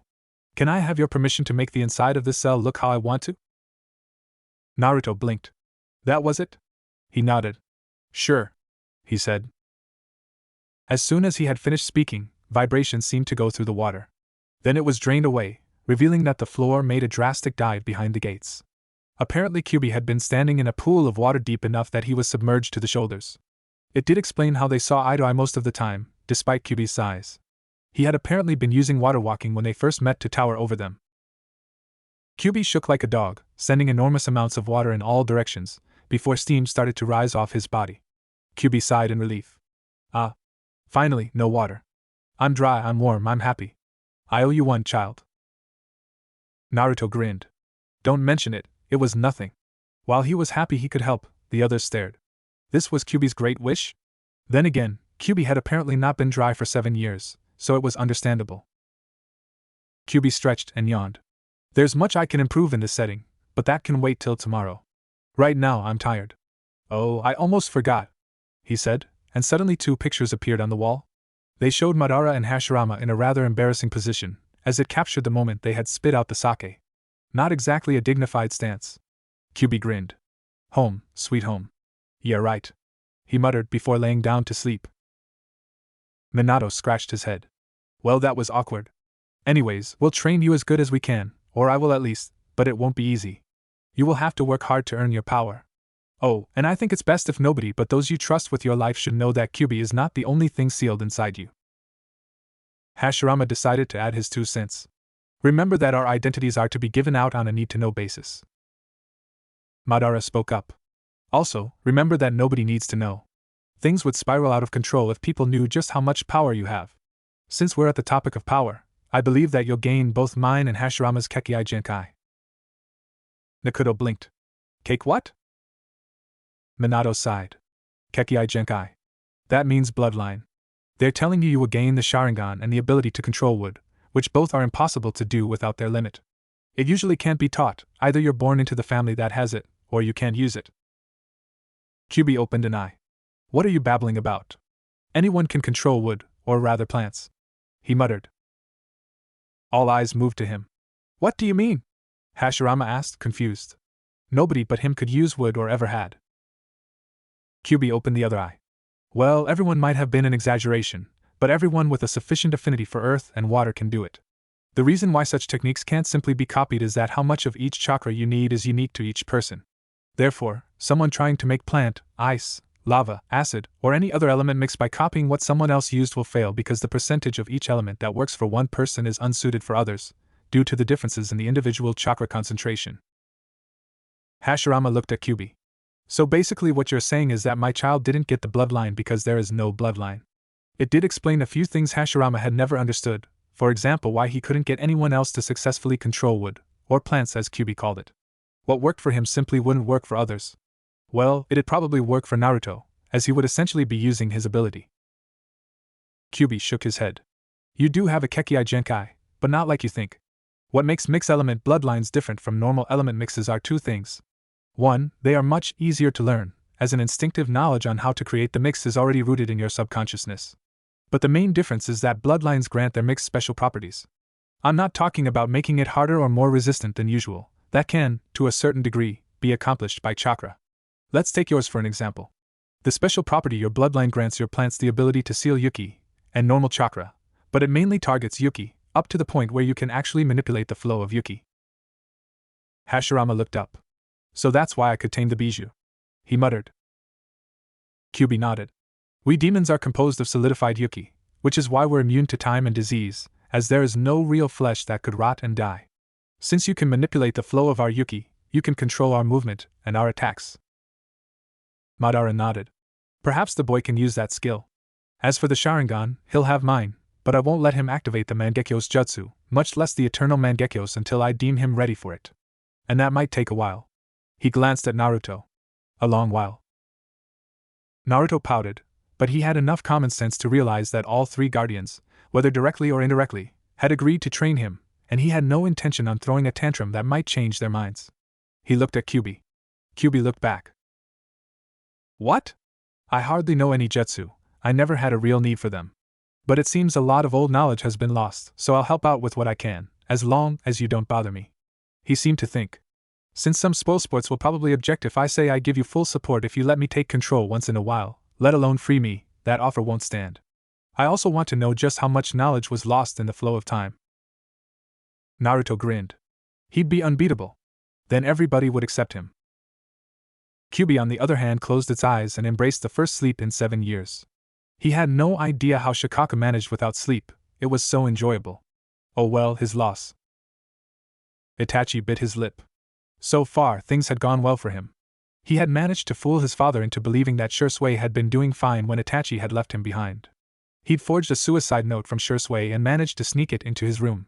But now the tension within the Uchiha clan was slowly rising. Itachi knew what would happen if things went on like this with the thrice-damned Uchiha arrogance. Things would get ugly. Right now, the only thing that stood between the Uchiha and annihilation was the Sandaime, who, much like him, despised violence. But the man's peaceful attempts to resolve this were slowly but steadily going down the drain.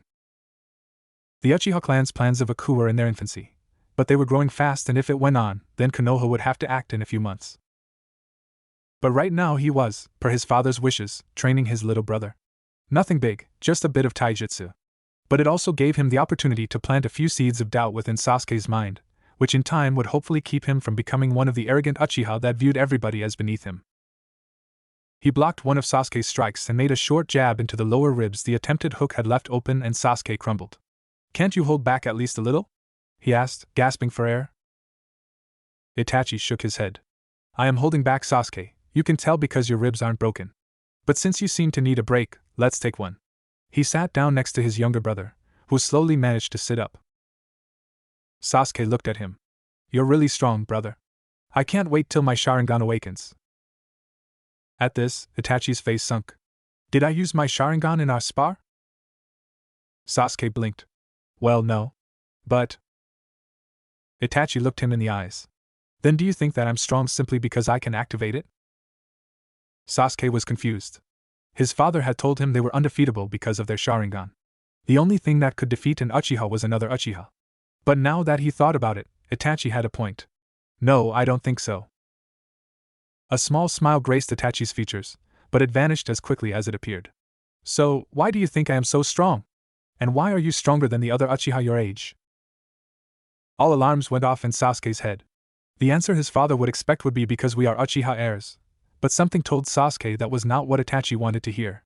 He thought about it, beads of sweat running down his neck. Then, hesitantly, he said, "Because we work harder than the others?" He closed his eyes, expecting a slap for saying such blasphemous things about the Uchiha, but all he felt was a pat on the head. When he opened his eyes, he saw Itachi smiling. "That's right, brother. We train harder, therefore we are stronger.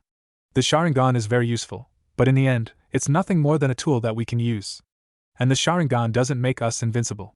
We still take damage from attacks, and we are not immune to poisons or diseases. Also, what good is being able to see your enemy if your body isn't fast enough to keep up with him?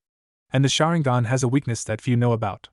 In order to copy something, we must understand what's happening. We can copy normal ninjutsu because we know what the hand signs do, how they shape the chakra. That means that if someone uses some sort of hand sign we don't know, or simply doesn't use hand signs, we can't copy them," Itachi explained. Sasuke listened to his brother, absorbing the information like a sponge. "What hand signs don't we know? And what jutsu don't use hand signs?" Itachi's smile widened. This was going better than he had hoped. Sasuke was apparently not completely corrupted by the Uchiha doctrines, so there was still hope for him. He was willing to improve with hard work, and he wanted knowledge to cover weaknesses most Uchiha denied they had. Now Itachi would give that knowledge.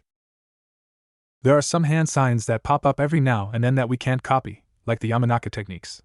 Then there are some things that demand chakra control beyond what a normal hand sign is supposed to do, like the Naruto's shadow techniques. As for techniques without hand signs, if you train them enough, you'll eventually be able to use almost any jutsu without hand signs, but there are some that don't need any to begin with, like the Yandaime's Rasengan, or the art of puppetry. That one is particularly nasty, since you can't tell what their puppets are going to do unless you know puppetry and can analyze the movements of their hands. Itachi explained, Sasuke trying to memorize every word. So, how do you beat a puppeteer? Sasuke asked. Itachi's mood was rising faster than he'd ever thought possible. The easiest way is to attack the puppeteer himself. Most puppet users are physically below the average ninja of their rank, as their puppets do their fighting. But the puppeteers know that too, which is why they are very good in hiding themselves. Also, when you find one, simply rushing in may not be the best choice. Always expect traps or second puppets. There are also some traps that can be hidden underneath clothing, like senbon launchers. My tactic is to place a chakra-strengthened or explosive kunai into the back of their heads from a safe distance. He spoke, before looking at the sun.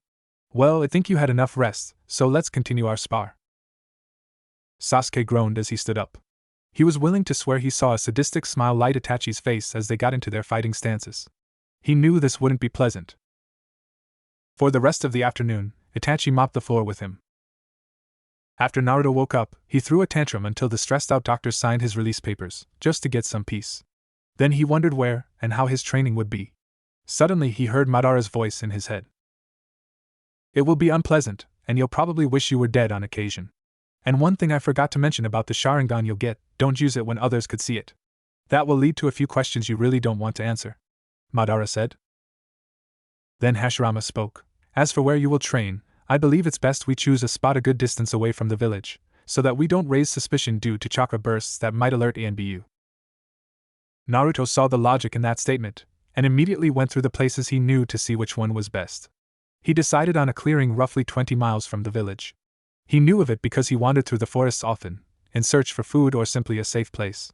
This clearing was far away from any roads or outposts, and there was a spring flowing through it, supplying water for any water jutsu and the fruit trees. One could spend a large amount of time there during summer without having to worry about running out of essentials. Naruto decided that he'd head there tomorrow. For now he thought about who he could trust with the information that he knew about the Kyuubi, and who he wanted to know that it wasn't alone in there. Madara had been quite clear that nobody should know exactly who was inside of him. Hokage Gigi would be on that list, of course. Hashirama and Minato seemed to agree. So little Sarutobi has become a Hokage? The times change so fast. I believe he's trustworthy. Hashirama chuckled. Minato also laughed. I never thought he'd take the job again, he seemed happy with his retirement. I agree with the Shodaime, we can trust him. Naruto felt better hearing that the others seemed to like Hokage Gigi as well. But who else? Itachi Nizan, Anko Nizan, Kakashi Niken, Yugogo Nizan and Tenzo Nizan were people Naruto really liked, so he thought they would keep it a secret. The Guardians went through his memories to find out who he was talking about, and when they found out, they agreed. Madara seemed intrigued by Itachi. Well, who would have thought? There is a decent Uchiha left after all. And if his brother is anything like him, that makes two people. Maybe the Uchiha won't have to go completely extinct after all. But I think you can trust these people. Naruto grinned. But before he went to the Hokage, he decided to make a stop at Ichiraku's, having already retrieved Gamachan. When he stopped in front of the restaurant, he could hear his father sniff. Naruto, I'm so proud of you. All on your own, you have found a little piece of heaven Kami left on earth, he said, mentally adding it seems he's well liked here. I knew I could count on old man Ichiraku to treat him fairly. He never judged anyone based on anything but his own opinion of them. Naruto grinned, happy that his father seemed to love ramen just as much as he did. Like father, like son as they say. He entered paradise and stayed for an hour, much to the joy of Ichiraku and his daughter and to the dismay of Gamachan's body mass before heading to the tower. Now that his stomach was satisfied, Naruto headed to the Hokage tower. As soon as he entered, he met the first hurdle in form of the secretary. The Hokage is busy, come again later, she stated coldly. When will he have time? Naruto asked. He was pretty sure she was one of those that hated him, but maybe Gigi really was busy. She glared at him. That's none of your business, now go before I call the ANBU on you. Naruto frowned, but before he could say anything, the Hokage's head poked through the door. I thought I heard on Naruto, good to see you, come in. Naruto blinked. I thought you were busy. Sarutobi blinked. How did you get that idea? For once I'm having a breather in my duties. Then his gaze fell on the secretary, who suddenly seemed very busy, and all became clear. Well, she was not taking her work seriously, so Sarutobi had been looking for a reason to part ways with her anyway. He waved Naruto in and signaled him to take a seat. Now, what can I do for you? He asked. Naruto fidgeted a bit, which caught the Hokage's attention. Naruto never fidgeted, he always spoke what he thought, consequences be damned. This seemed big. Then he cleared his throat. Gigi, I'm not sure how to start this, but you know I've been attacked, right? Sarutobi nodded, slowly getting worried. Yes, Naruto, I know, and I don't condone any of it. Naruto smiled. I know, Gigi, but that's not what I wanted to say. You see here, Madara interrupted him mentally. Hold that thought. Before you continue speaking, ask the Hokage to send the ANBU out and soundproof the room. He ordered. Naruto didn't notice any ANBU, but they weren't the best for nothing. Gigi, can you soundproof this room and maybe send the ANBU out for a minute? He asked. Sarutobi blinked. How do you know there are ANBU here? He asked. Naruto's sweat dropped, but then he had an epiphany. You're the Hokage, you are always guarded, right? Sarutobi smiled. That's right, Naruto, I'm impressed you figured it out. He gestured and 3 ANBU appeared, bowed and left the room. Once the door closed, Sarutobi laid a finger on a seal on his desk and the room glowed for a moment. Nobody can hear what we say now, Naruto, so you can tell me what you want. Naruto nodded. Okay. Well, when I was beaten, I lost consciousness, and I ended up in my mind. Sarutobi tensed, but Naruto continued. I found a giant cage, and in the cage there was the Kyuubi. Sarutobi became dead serious. Naruto, please understand. The Yondaime had no choice but to. Naruto raised a hand. I know, and I've already forgiven my father. Sarutobi dropped his pipe. You know the Yondaime is your father? He asked, completely shocked. Naruto nodded. Yeah, but that's not all I wanted to tell you. Kyuubi isn't the only thing sealed inside of me. Sarutobi dropped into his seat, this was all too much. That can't be true, Naruto, Minato sealed nothing but the Kyuubi within you. It has to be a trick so that you trust one of the aliases and release it. Don't I wish? Kyuubi muttered. Naruto shook his head. No, Gigi, the Shinigami sealed 3 humans in need to guard the seal. And they agreed to train me, isn't that great? And Kyuubi said he wanted to know how much old knowledge was lost or something like that, so he'll help once in a while, though it sounds more like giving advice. He said happily. Sarutobi blinked. He felt the urge to take a strong drink to calm his nerves. He took a deep breath. Who is guarding the seal? Naruto looked apologetic. They were clear that I shouldn't mention their names, but I can guarantee that they're really strong, and that they won't make me desert, burn down Konoha or anything like that. I wouldn't bet on that one, Madara dryly stated. Naruto ignored him. So I might vanish for a while to train, but no reason to worry. He gave Sarutobi a heartwarming smile and the old man couldn't help but calm down. I see. But still, I don't think it's a good idea to leave you without supervision. He reasoned. Naruto nodded. You can tell Itachi Nizan, Tenzo Nizan, Kakashi Nizan, Igugo Nizan and Anko Nizan about me knowing about Kyuubi and the 3 guardians, but they said they'd only train me away from curious eyes. Sarutobi nodded. This only proved that the guardians were ninja, as they didn't want outsiders to know of their art.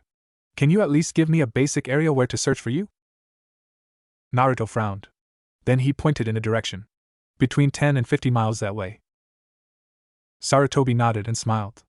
Thank you for the trust, I'm guessing that's all for now. Naruto nodded. Bye, Gigi. He called and left. Sarutobi leaned back in his chair. This had been a startling revelation that he still hadn't completely digested. But he had a sneaking suspicion that he knew who one of the guardians was. It seems the gods were not as cruel as I thought, as they did allow you to watch your son grow up. Though I doubt this was what you wanted to see, Minato. Naruto had decided to start his training as soon as possible, aka the same day. After a 5-hour hike through the forest, he reached the large clearing he had chosen as his private training field.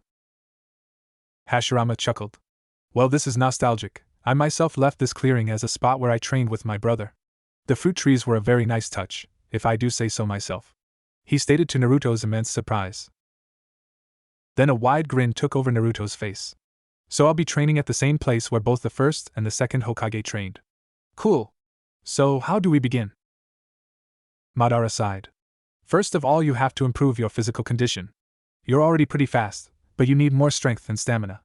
Also, I intend to teach you a martial arts style, but you're way too stiff, seeing as the Urugu Genzu, Wavering Phantom, relies on flexibility, and can be made even more effective with hidden weaponry. Building up on that style is a sword style called Tsuku Kamaitachi, Haunting Kamaitachi, my own preferred sword style, he explained. What's so great about those? Naruto mentally asked. Madara explained. Both have a distinctive quality, they're impossible to predict. They rely on moving in a way that your opponent doesn't know what to expect. One of the strongest styles of combat is the drunken fist, even though its masters usually don't get too old. What makes that style so dangerous is its unpredictability, following no pattern whatsoever, therefore it cannot be analyzed. The martial art I'll teach you is derived from that very same style, only that one moves with a bit more dignity. Once you learn how to use a sword, that won't change, seeing that many of the Tsuku Kamaitachi's stances don't appear like you're ready for combat. You might be leaning on your sword or having it resting on your shoulder moments before you strike. But as I said, you're not flexible enough for that yet. Naruto's eyes were burning with determination, mentally already picturing his new kick-ass self, when Hashirama decided to speak as well. Having fought Madara many times, I know one weakness his styles hold, the sword style in particular. Since you are using unpredictable attacks that often come from unusual angles or are staged out of uncommon and sometimes impractical positions, resulting in a decrease in stopping power, you can't put much power behind your strikes. While you will fight extremely well with Madara's styles, they're not designed to end battles quickly, it's more like fighting a war of attrition. I will teach you a style that may counter that weakness, and perhaps you'll even manage to combine our styles. My style has the fitting name Juggernaut. It works by circulating your body's energy, called Chi, through your body, giving you superhuman strength with minimal strain to your body. Also, since your Chi won't leave your body, there is no substantial decrease in your overall energy, and none to your chakra. I will teach you that once you're at least adept in handling a sword, for sheer hand-to-hand combat, Madara's style is effective enough. Naruto was jumping with joy. This was incredible, and it was just his taijutsu training. Both Hashirama and Madara had, as far as Naruto knew, mainly relied on ninjutsu, so how great would that be? And his father was one of if not the best seal master ever. While seals seemed boring at first, Naruto knew that he could do great things with them if he mastered them. How do we start? He asked. With the basics. They just said you weren't fit enough, so we'll start with that. Run 50 laps around this clearing, then you stretch for 10 minutes to help your flexibility. Afterwards, you'll do 50 push-ups and 50 sit-ups. Then we'll start with basic chakra manipulation, followed by a bit of mental exercises. We'll steadily up both your physical and mental exercises until you reach a point where your taijutsu lessons can begin. Same with your chakra control, once that reaches an acceptable, we start your ninjutsu lessons. Minato answered. Naruto pouted, but after a second, he started running. No sacrifice, no victory. It took almost 2 weeks, but Naruto finally reached the necessary stamina, strength and flexibility to learn Madara's style. Naruto nearly popped limbs many times while trying to get the moves down, his efforts graced by moderate success. His chakra training was going a bit better. He had managed to make a leaf float, and to his own amazement, he was able to walk up trees as well. He had learned the 3 basic academy jutsu from his father, but for some reason, the bunshin always eluded his grasp. Kyubi explained that because of the 5 different wavelengths of his chakra, his control was below average. In return, his reserves were humongous, and interestingly it was denser and more potent. This meant that he needed less chakra to perform a technique, and that his chakra paths would continue to widen because of the pressure, increasing his reserve. Once the reserve had adjusted to the larger paths, it would widen them again, turning the growth of his chakra into an endless cycle. These factors resulted in the situation that even the smallest amount of chakra Naruto was able to produce already overloaded the Bunshin Jutsu. To solve this problem, Minato discussed a few ideas with the other guardians, and in the end they decided that the Kage Bunshin was the perfect solution. Not only would it be more effective than the illusionary clones, the added effect of the clones giving their knowledge and experience would be a great help in Naruto's training. Of course it didn't help with his physical training, so they decided that Naruto's clones would train chakra control, seals and whatever else they could while Naruto himself trained his body to improve his taijutsu. They would also teach him a clone technique that could take more than one hit so that he could get used to fighting, and specifically fighting multiple enemies while being aware of one's surroundings. Naruto was more than happy to learn these jutsu and shove the reading to his clones. It was boring. The only lesson he feared was the resistance training with Madara. All his beatings had already given him a high tolerance for pain, so Madara focused on stealing Naruto's mind. Unknown to most, Madara and his brother had been very curious and studied certain things until they reached a mastery unheard of. One of the things Madara had mastered was killing intent, which he used on Naruto to harden him. He only used a fraction of what he was able to do, but it never failed to bring Naruto to his knees. Madara mentioned that he would also teach Naruto to use Ki, not just the basic pressure but also the version that gave images of a brutal death and Madara's personal favorite, using Ki in a way that made him imperceptible to enemies without them even noticing anything was wrong. On the days he didn't have to train, he spent time with Gigi and his other Nai and Naisans. Enko introduced him to her boss, a bear of a man named Ibiki, but he seemed okay to Naruto and they quickly got along. Spending time with Tenzo was always a little awkward, but Naruto was used to the man's quirks. But Itachi was worrying him. While Itachi seemed in a good mood when he told Naruto about his younger brother, and how he was wiping the floor, training him, and that his parents had made Itachi his guardian, there seemed to be something that was on his mind, depressing him. But whenever Naruto tried to ask Itachi, he would just give him a smile and change the topic. That behavior was not soothing Naruto's worries in the least, and Madara started to notice something fishy as well. Many weeks would pass before they received an answer to their questions. Naruto was enjoying the end of one of his free days, wandering around looking at the sky turning crimson with the setting sun. Since he hadn't been paying attention to where he was going, it was no surprise he found himself somewhere he had no memory of entering. It was a training ground, a pretty basic one too. There were the wooden logs that some ninja used to improve the strength of their hits, but not much else. Except Itachi. The Uchiha was sitting on a recently fallen tree. Naruto guessed he had felled it himself, face buried in his hands. Naruto cleared his throat. "Are you alright, Itachi?" Itachi looked up, but relaxed when he saw the blonde mop of hair and the telltale whisker marks. He smiled weakly. "Naruto, good to see you. Take a seat." Naruto did as asked, and for a while they sat in silence, until Itachi seemed to strengthen his resolve. "Naruto, do me a favor." Said boy looked at him. "What kind of favor?" he asked. Itachi looked at him. "Nothing complicated, just a simple favor. Tomorrow evening, stay away from the Uchiha compound." "Why?" Naruto asked. Itachi looked sad. "I fear something bad might happen, something that I can't stop, and I don't want you caught in the crossfire." Naruto looked shocked. "Shouldn't you tell the Hokage then?" he asked. A sad smile flashed on Itachi's face. "He already knows, but there's not much anyone can do." Naruto didn't really understand, but Madara did. Something was going to happen, and it would likely be bloody. Naruto's thoughts were more focused on helping Itachi.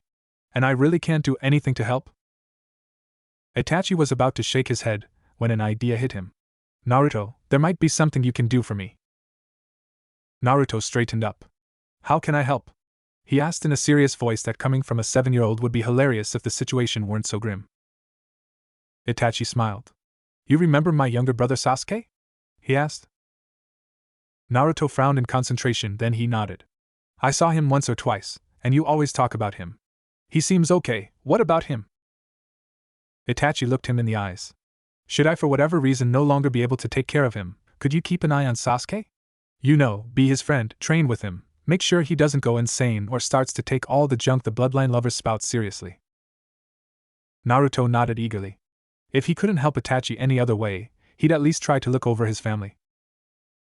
Itachi gave his first real smile of the evening. "I knew I could count on you." With that, he ruffled through Naruto's hair, knowing the boy didn't like that very much, though he would allow it as a gesture of care. Then he was gone. Naruto looked at the spot Itachi had formerly occupied. That had been weird. Really weird. The next day he headed to his usual training site. He had to admit he was proud of himself, considering he now only needed little more than an hour to reach it. He created his usual 100 Kage Bunshin and prepared for his usual routine, when, to his immense surprise, Madara interrupted him. "Naruto, take it easy and save your strength today. And we're going back to the village early today," he said. Naruto was confused. "Why?" he mentally asked. "The words of that Itachi made me curious. I want to know what will happen at that clan tonight. Who knows, perhaps my wish will be granted," Madara explained. "What wish?" Naruto asked. "I'll tell you another time," Madara said. Naruto shrugged. If Madara didn't want to talk about something, he didn't, simple as that. "What is going on in your head?" Hashirama asked Madara, who simply smirked in return. "Wouldn't you like to know?" "Yes, we would." Minato interrupted. "What I want to know why you're making this risky plan. If you read between the lines of Itachi's words, it's possible hell will break loose there. I don't want Naruto to die there," he clarified. "Calm down, I have no interest in a meeting with the Shinigami either, so I'll make sure Naruto won't die. I'll take over should the need arise, and any lighter wound the fox can heal, whatever it's doing right now." Madara calmed them down. Ever since Naruto had given Kyuubi permission to make his cell look however it wanted, a dark curtain had blocked the sight into the cage, Kyuubi only occasionally sticking its head out to give a comment. The Guardians didn't care too much. The Kyuubi's one protest of their training ideas was enough for them not to ask for a repeat performance. Flashback. The Guardians were discussing certain issues about Naruto's training, slowly coming to an agreement when Madara mentioned a point they hadn't discussed yet. I believe it's for the best we tell Naruto to stop playing pranks. It's immature and won't help him gather skills. He had hardly finished when all three were thrown off their feet, both by the shaking ground and a hurricane-like gust of wind. It took them a second to understand what had happened. Kyuubi had thrown itself against the gate, and was now clawing at them. Not that it had any point, as the gate was too narrow to get the claws even close to the Guardians. What's the big idea? Minato cursed, rubbing a bump on his head. Kyuubi's answer was the last thing they had expected. Not the pranks. Take a paw, take a leg, take a tail, not the pranks. It whined. Hashirama blinked. Why are the pranks so important to you? He asked. Kyuubi huffed. They're the only entertainment I have in here. Also, I'm a kitsune, and we love a good prank. Don't take the pranks away. Think of it as stealth training, getting in and out without being noticed, just don't take the pranks away. It suggested in desperation. The Guardians looked at each other. They hadn't really thought of it like that, but now that Kyuubi mentioned it, it sounded like a good idea. They nodded and the Kyuubi retreated back into its new and improved cage to do who knows what. End of flashback. The Kyuubi had been adamant, and Naruto had continued playing pranks on people. The Kyuubi thanked him by correcting the Guardians when they explained hand signs, giving them knowledge lost for eternities. Naruto, come into your mind, we want to teach you the hand signs, and they're easier to learn if you can see our hands, Minato said. Naruto obeyed and stood before his father. They smiled at each other, and exchanged a short hug before Hashirama cleared his throat. Naruto gave Hashirama his undivided attention. Naruto, these are the basic seals. He showed them to Naruto, who tried to memorize them. Hashirama nodded. Good. Now that you know all 12 hand signs, you have to learn to make them instantal. Kyuubi's head broke through the curtain. All 12? What on earth are you talking about? Madara blinked. You did say you knew all hand signs. Shouldn't you know then? Dog, tiger, dragon, boar. Kyuubi's face lightened. Oh, you're talking about the Eastern Zodiac set. You're right, of course, that set consists of 12 signs, just like the Western Zodiac set. The former is best for basic elemental manipulation, while the latter works better for non-elemental techniques, although both sets can be used for both purposes. They should be learned before one starts advanced hand signs, which are complex enough to be a sign language by itself. Everyone stared at Kyuubi. What? It asked. Minato gulped. Ninja today only used 12 hand signs. If what you say is true, then everything else was lost in history. Kyuubi's face held limitless shock. You're kidding me. 3 heads shook. Kyuubi shook its head. You can be serious. How can you only know 12 signs when Kyuubi pointed at Hashirama uses an advanced sign in nearly all his jutsu? Hashirama blinked. Who, me? Yes, you. The final sign in your Mokutan jutsus. Kyuubi hissed. Hashirama put his hands together in a praying fashion, the sign used to end all Mokutan jutsu. This is no hand sign, it's just something I do because I noticed it helps me focus and makes controlling trees and plant life easier. Kyuubi facepalmed, an action that created winds strong enough to blow the bangs out of Minato's face. It's unbelievable, he uses an advanced hand sign half his life, and he doesn't even know it. I wonder if it came with the Kekkei Genkai instincts. Of course it's easier to control plants like that. It's the forest sign for crying out loud. Okay, you guys teach him the Eastern Zodiac, I'll handle the rest. Unfucking believable. The last part came out as a mutter while Kyuubi retreated back into his now hidden cage. Madara shrugged off the memories and turned to Hashirama and Minato, intending to have a private discussion without yet about Naruto. He has made shocking progress, even before he began to use the Kage Bunshin to master jutsu and chakra exercises. He has a wide arsenal of E to C rank jutsu, and I'm considering starting with elemental training. What are your opinions on the matter? He asked. Hashirama scratched his chin. He certainly is talented, and he works very hard to learn, which I believe is a major part of his achievements. He seems proficient in his taijutsu, even if he is still far away from mastering it. I would agree that learning elemental manipulation sooner may give him an edge, he stated. Minato smiled.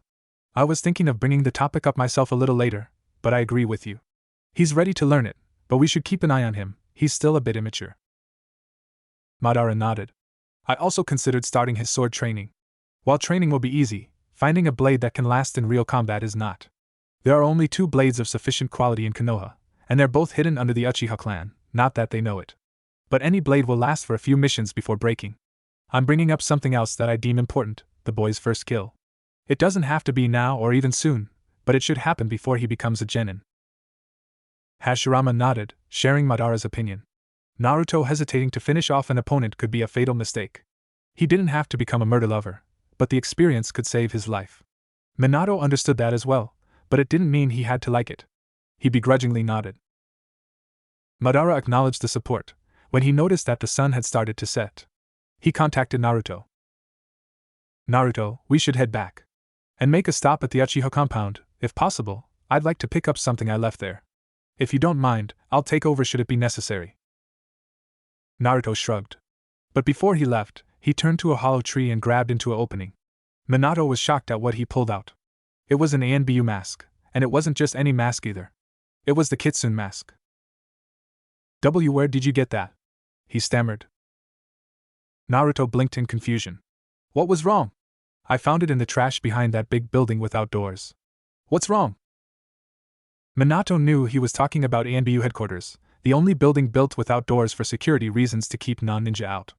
After the Kyuubi's attack, it made sense that nobody wanted that particular mask, but still. He was pissed. Naruto, Anbu masks are embedded with a number of seals to give the wearer a certain edge, but that one is special. It's one of the few I made and equipped with seals personally, so it's far superior to normal Anbu masks. He explained. Naruto looked at the mask with new respect. He had found it at the end of the worst months in his life, when he dug through an unguarded trash can desperate for food. He hadn't found any, but the mask had given him back hope and the wish to be Hokage, things he had nearly lost in his desperate situation. Shortly after he had found Ichiraku's, a small ramen shop that didn't send him away, but instead nurtured him back to health. That first bowl of ramen had been the most delicious thing he had ever eaten. A few days later he had managed to sneak into Gigi's office and the Hokage had been shocked about his situation.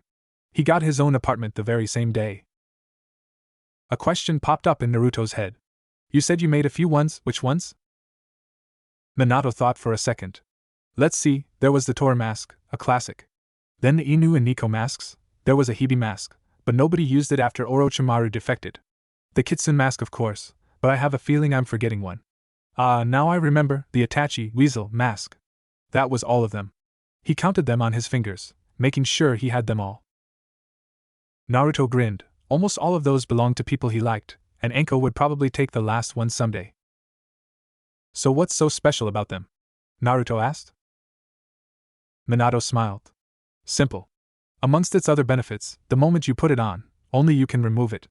Also, as soon as it's on your face, it changes your entire outfit to what you want it to look like, though that function must be consciously activated. Naruto put on the mask and a second later, he was wearing something that looked like the Hokage's outfit, only in bright orange. Cool! Naruto shouted. Madara facepalmed. Maybe, but it ruins the impression that you're an Anbu. For that, you need something different. He sent Naruto a mental image of what he had in mind and moments later, Naruto complied and his outfit changed again. Now he was wearing a long black jacket with a hood and sleeves so long that his hands, which were now fitted in black gloves, barely poked out of them. Looking down he saw long black pants whose endings were wrapped to his legs with gray bandages that vanished in his black boots. Since the hood was raised, there was not a single inch of skin nor a single hair visible. Madara nodded, satisfied with the result. With this, they could go to the Uchiha without being too obvious. He was interested in what would happen tonight. Itachi swallowed as the last man fell. He had done it. The Uchiha clan was finished. Almost. The driving force behind the coup was still alive, his parents. Fugaku was the leader, but unfortunately for her and Itachi, his mother was supporting her husband with all her heart. A man doesn't do something like this without the support, or at least agreement of his wife. It hurt Itachi to do it, but Sasuke would be an orphan once this was over. He bit his lip as he turned to his home and prayed to whatever gods were listening that Sasuke wouldn't come home anytime soon. Sadly, his prayers weren't answered. Naruto reached the compound and immediately noticed the irregularity. Where were the guards? There were always 2 guards at the entrance of the compound to keep unwanted people, like him, out. But now there was nothing, nobody was in sight. He stepped through the gates, still expecting somebody to stop him, but again nothing happened. He looked around and understood why the guards hadn't stopped him. They were laying behind the walls close to the gate, their throats slit, a look of shock forever etched onto their faces. Now that he looked around, there were more corpses. What they all had in common was that their expressions were not ones of pain, but ranging from surprise to horror. They had died swiftly, and almost painlessly. Still, Naruto felt bile rise up and fought to suppress it. To his own amazement, he succeeded. Madara spoke up. Impressive. Had some fire, and I'd say that I landed in one of my daydreams. You were dreaming of this? Naruto mentally hissed. It was disgusting, and Madara dreamed about it. You don't understand what the Uchiha clan has become. Before Konoha was founded, our clan trusted in their own virtues. The times were brutal, and death was a constant companion in our journeys. The Senju clan was our greatest foe in our battles, the one clan that was our equal. Hashirama was considered the greatest of the Senju, while I was considered the greatest of the Uchiha. We were bound to cross blades on the battlefield, and we did many times. Don't misunderstand, there was no man I respected as much as him, and I know the feeling is mutual. But one day, everything changed. Madara spoke, lost in memories. What happened? Naruto asked. I came to the Uchiha, and asked them to make an alliance with us. Not only with the Senju clan, but with other clans and Hino Kuni itself. We protected against the other countries, and in return we got a place in which we could make our own rules. I was tired of the permanent fighting and dying, and I was not the only one. That was Konoha's birth. Hashirama explained, also mentally far away. Now this was history Naruto could pay attention to. What happened? Madara sighed. The Uchiha were also tired of the fighting and pressured me as clan leader to agree. I was the only one who was against the idea. Why? It sounds great, Naruto stated. It sounds great, but it couldn't last. Of course I'll admit that I had personal reasons not to like the Senju and their allies. One of them killed and desecrated my brother, but there was another reason I didn't want to agree to Hashirama's plan. However, in the end, the rest of the clan forced my hand, Madara said. What was that reason? I always wondered why you disliked the idea so much. Hashirama spoke, interested. Both the Uchiha and the Senju were great clans. Both were superior to all their allies, we were the strongest and we knew that. However, our clans were equal in strength. Such a delicate balance cannot hold very long.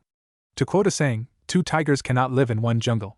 There is no way 2 dominant clans will tolerate not being the top dog forever. Either a war would erupt, or one side would gradually become servants to the other. And the election for the first Hokage was showing which side would be the masters. To the Uchiha, it seemed like they were merely acknowledging Hashirama's achievements, but it was the beginning of the end. I tried to reason with my clan, but I was merely called a warmonger. I left Konoha to gather knowledge and strength, to complete a few things, to prepare for the battle that would come, and to observe the Uchiha to see if perhaps I had been too paranoid. But my fears were accurate. The Uchiha were slowly turning into servants for the Senju and other clans, the fire that once burned in their hearts diminishing. In such cases, it's better to burn the existing system and its keepers down and start from scratch, Madara explained. In a weird way, it made sense. So now what? Naruto asked. Now we look around if there's anyone left. Although I'd like to take control of your body in case the one who caused this is still here. You're not bad, but you don't have the necessary bite yet, Madara stated. Naruto nodded and temporarily relinquished control of his body to Madara. It was a weird feeling, moving without wanting to move, but Naruto shrugged it off as he watched his body kick into action. Itachi had just finished off his father. It was almost sad how little resistance the leader of a coup to overthrow the village offered, even if the drug that Itachi had put into the clan's supply of drinking water slightly dulled his senses and chakra control. After all, the effects were fairly weak to make sure that nobody noticed before it was too late. He looked at his mother, who seemed calm. Why are you doing this, Itachi? She asked. Your plan will drag this village into a civil war, and even if the Uchiha win, the other villages, seeing that Konoha now consists of but a single, still combat-weakened clan, will descend on us and the entire Hino Kuni like locusts. Your plans would cause so much bloodshed, cost so many lives. I can't let that happen. Makoto looked at him, her eyes showing no fear. I see. What about Sasuke? He will live. He will probably be the last Sharingan wielder in Konoha, Itachi stated. His mother nodded. Do what you must. A single tear ran down Itachi's eye as he ended her life. Unlike his father, she looked peaceful, as if she was merely sleeping. Itachi took a step back. It was done. Now he just had to get away before KSN. TUSN. Itachi winced. Why now of all times? He wiped the tear away as he slowly stepped into the moonlight, knowing Sasuke had already noticed him. After the weeks of training, Sasuke could somehow sense his presence. Sasuke looked at him wide-eyed. Nissan, they are. Itachi put on an emotionless mask. I know, Sasuke. Sasuke looked at him. Outside, they're all. Itachi nodded. Dead. I killed them. It took a few seconds before Sasuke understood his brother's words. What? He gasped. I killed them. Itachi repeated. I annihilated the Uchiha clan. Tears ran freely down Sasuke's cheeks. Why? He whispered. Now Itachi was in a bind. The truth was not an option, so he had to improvise. It was to test my potential. He finally answered. That actually sounded plausible. Sasuke knew Itachi had never gone all out in a long time. Itachi silently congratulated himself for the good excuse. For a second he had been worried his excuse might be of a Kakashi Hatake quality, in other words, as easy to see through as polished glass. Sasuke bought it. Just for that? You killed them all just for that? Wrath. With a cry of rage, he threw himself at Itachi. But the former ANBU captain remained calm, plucked his brother out of the air and threw him through the thin sliding doors onto the street. What he would do next was the last thing he wanted to do, but it would look suspicious if Sasuke got away with a few scrapes while all others died, by his brother's hand no less. So he steeled his resolve and left the house in a burst of speed. Sasuke groaned as he fought to stand. Attacking Itachi head-on had not been one of his best ideas. He had sparred with him often enough to know he was no match for his brother, but his anger had blinded him. Ironically, to lose control of one's emotions was the first thing Itachi had told him never to do. Itachi. Where was he? He knew that fighting him was suicide, so he did the only smart thing: he retreated. He had not run long when he heard Itachi's voice. You're running away? I expected more. But it's time I ended this. The voice seemed to come from everywhere at the same time. Sasuke looked around frantically, trying to locate his brother before he attacked. Finally he remembered another thing Itachi had told him: people rarely look up. He raised his head and saw Itachi crouching on a pole like a cat. He saw his Sharingan, then he heard Itachi mutter Mangekyo's Sharingan. And watched in fascinated horror as his brother's eyes seemed to mutate as the three Tomo merged into a single shape. Then everything went black. The last thing he heard was Itachi's voice stating Tsukiyomi. I think that's far enough.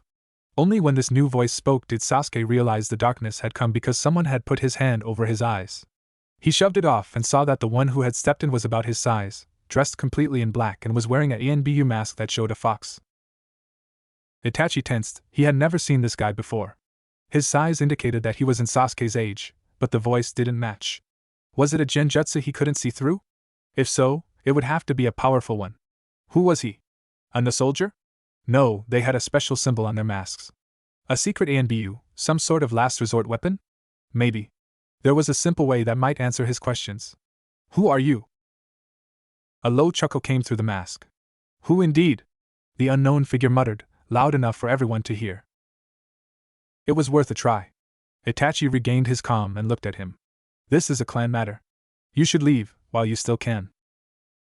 The figure chuckled. Clan matter, huh? Tell you what, pup, using that on a decent Uchiha is a big no-no.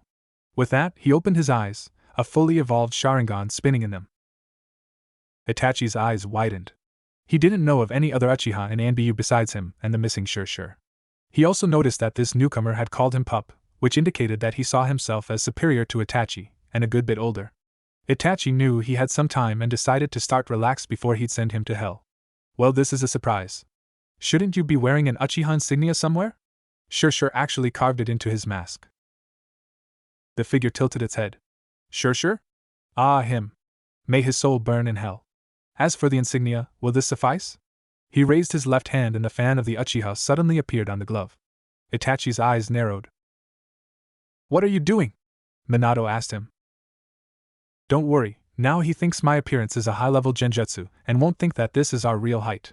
Madara explained. And he was right.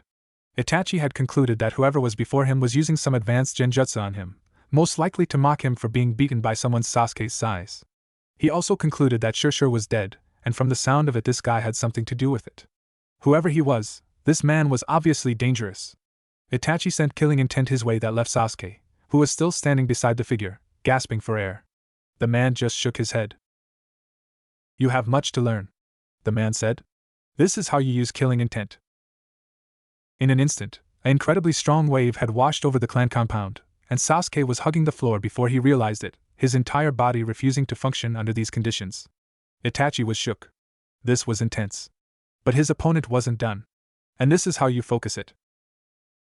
Suddenly the pressure on Sasuke vanished, and he could bring himself up to a crouched position again.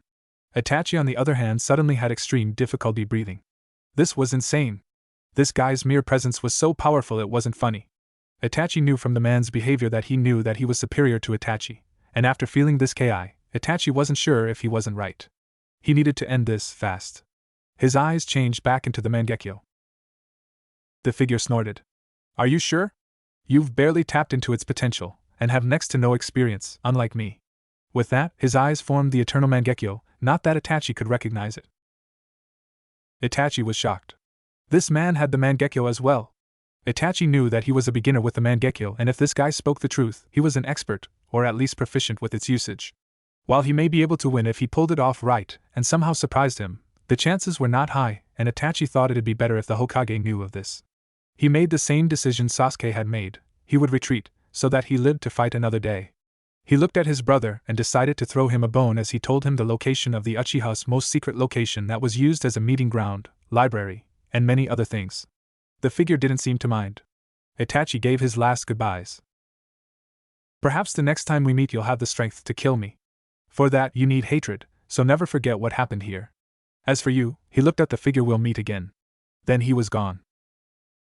Madara watched Itachi leave, gave Naruto some final instructions like don't use your real voice, and relinquished the control back to him. Naruto knew Sasuke was behind him and decided to put on a small show. He sighed in relief. "Thank heaven he bought it," he said. Sasuke slowly got back on his feet. "What do you mean?" he asked. Naruto turned his head to him, the eternal Mangekyo fading from his eyes, though Madara let him use the normal Sharingan to not give away his eye color. "I have just finished training myself before I came here.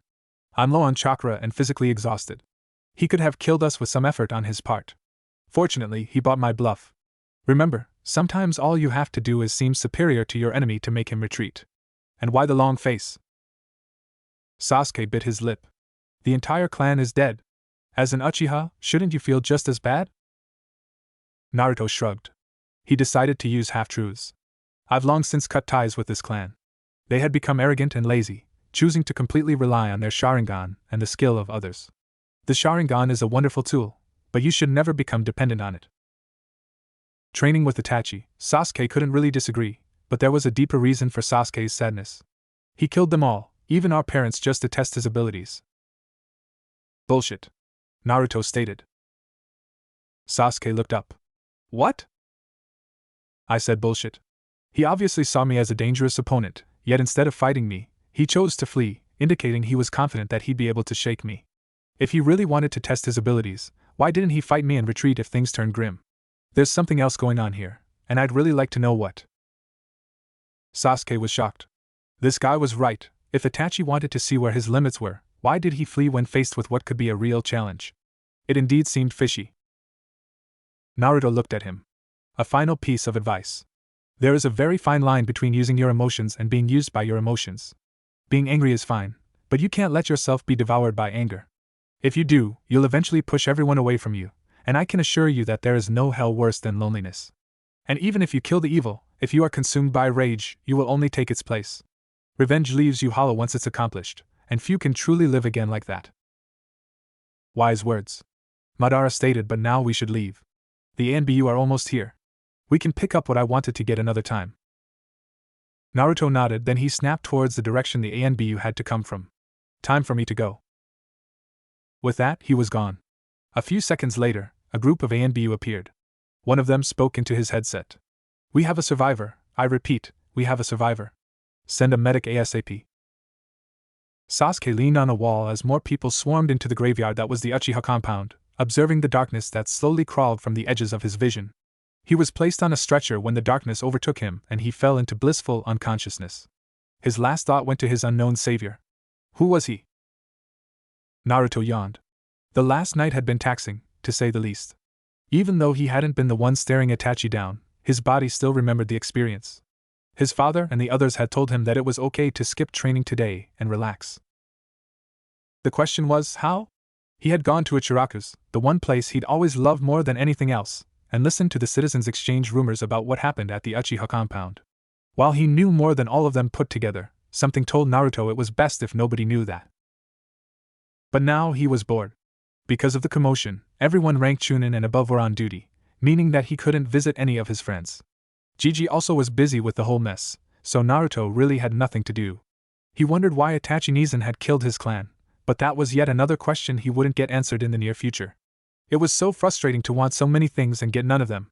But sulking never helped, so Naruto returned to the question of how to spend his time. Well, his water walking could still use some work, as he could stand and walk, but still sank if he tried to run, so why not work on that? With that decision made, he decided to save himself the walk to his usual grounds, and just use the nearest available source. Sasuke sighed. He had been released from the hospital earlier today, and he was downright furious with the behavior of the villagers. They either started whispering when they saw him while giving him looks of pity, or babbling something about his strength to be the lone survivor, and of the responsibility now resting on his shoulders. Sasuke was sick of it already. And he wasn't the only Uchiha left, just the only one with a chance to awaken the Sharingan. Itachi had spared a few of the people that had been declared unable to both activate the Sharingan and produce offspring that could. But only a few were left, one old man, a 7-year-old and a young woman that led a small Uchiha orphanage together with the children in said orphanage, but in reality the place had been where parents that produced worthless offspring dumped them. The young woman, being just like the children she cared for, had been known for her dislike for the Uchiha leadership, and her undying love for the children under her care. On the night of the massacre, she had told the children to hide in the cellar, hid the entrance, and blocked the entrance of the orphanage with her body. Itachi had knocked her unconscious, but apparently decided to otherwise ignore her and the children. Yet he was hailed as the sole survivor, because he was Konoha's last chance to keep the Sharingan. Sasuke spat out and directed his thoughts to less infuriating topics. The Hokage had told him that tomorrow, Sasuke would be questioned on what happened, so he should rest for today. Sasuke was looking forward to seeing the Fox Master Nbu again, and properly thank him for his rescue. As he walked towards the place he had called home for so long, he realized that he didn't really want to return there, nor could he. The cleanup wasn't done yet, and Sasuke didn't want to see the dead again. The Hokage had told him to rest in an inn until the Uchiha compound was suitable for living again. So he turned around and headed in a different direction when he noticed a blond boy sitting on a pier, staring into the water, then raising his head to look at him. At first they exchanged glares, and were both ready to turn their heads away, then, strangely, they both smiled at each other. For Sasuke, it was refreshing to see someone giving him neither pity nor absurd praise, but just treat him normally. For Naruto, it was the feeling of feeling someone who felt the same loneliness that he did. Sasuke approached and sat down next to Naruto. For what seemed like an eternity, either spoke a word. Then Naruto spoke. "I'm Naruto Uzumaki." "Sasuke Uchiha?" Sasuke replied. Naruto nodded. No condolences, no prodding, just that nod. "Say, do you want to be a ninja when you're older?" he asked. Sasuke nodded. "Of course." Naruto grinned. "Me too. Do you want to train together sometime? But I warn you, I train hard." Sasuke remembered his training with Itachi, and smiled, despite the sting in his heart. "Hard I can handle. Next Tuesday? We'll meet here." Naruto nodded. "I have a place I like to train, but it's a distance away from Konoha. Do you know a good place to train?" Sasuke nodded. "There is one in my compound." His voice trailed off. Naruto gave him a short, comradely pat on the shoulder, before slowly getting up. "I heard what happened." He snorted. "It's impossible not to in this village. But as much as it hurt, what happened, happened. You can't change the past, but you can change the present to form the future. Well, I'll see you Tuesday." With that, he walked away. Sasuke stared after the boy, Naruto. For some reason, Sasuke felt better. He knew a bit about that boy, though the different sources painted very different pictures.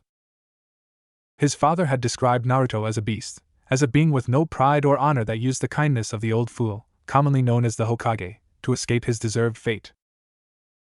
His mother had described him as a troublemaker, and had warned Sasuke not to get close to the boy. Itachi had described him as a lonely child, who had few friends and an iron will. His brother had also told Sasuke that Naruto was actually a nice kid once you got to know him, that he had something that made even slightly open-minded people immediately like him, and that was fiercely loyal to his friends. Itachi had also mentioned that Naruto was carrying a heavy burden for the sake of the ungrateful village, but refused to go into detail. Now that Sasuke had met Naruto, he was inclined to believe that Itachi had been closest to the truth. For some reason, he was really looking forward to next Tuesday. Naruto also smiled. He had finally made a friend that was his own age, something he had been wanting to do for a long time. And Madara seemingly agreed with his choice. A Uchiha that has not rotten is a good choice for a friend. Before Konoha existed, we were known to never abandon a comrade. Sadly that changed, but I still hold hope for the Uchiha, now that the taint has been purged. With some help and a little push in the right direction, he could do great things, he stated. Naruto nodded, not really getting what Madara was saying, but thinking that it basically meant Sasuke had talent. Minato was also happy that his son finally found a friend, even though he thought it amusing that he'd choose Fugaku's child as his friend. When Minato was young, Fugaku Uchiha had been his number one pain in the ass. The man had, to quote Kushina, 2 10-foot poles stuck up his ass, one of them sideways still. Sasuke seemed to be an okay guy, and parents and their children weren't always identical. I agree with Madara. The boy has talent, and he could be a valuable comrade, he said, making up his mind. Naruto nodded eagerly. He could hardly wait until Tuesday. Sarutobi sighed deeply, feeling a massive headache coming. Itachi had reported that a Sharingan-wielding ANBU in a fox mask that seemed to possess frightening power had shown up, saving his brother from a potentially traumatizing jutsu. Itachi had thought it may be one of the Hokage's Black Ops, seeing that the man hadn't even attempted to follow Itachi. And now Sasuke had described the same person, a ANBU in a fox mask, and asked Sarutobi to deliver his thanks. Sarutobi gave Sasuke a serious look. Sasuke, listen to me. You say that a ANBU wearing the kitsune mask saved you, right?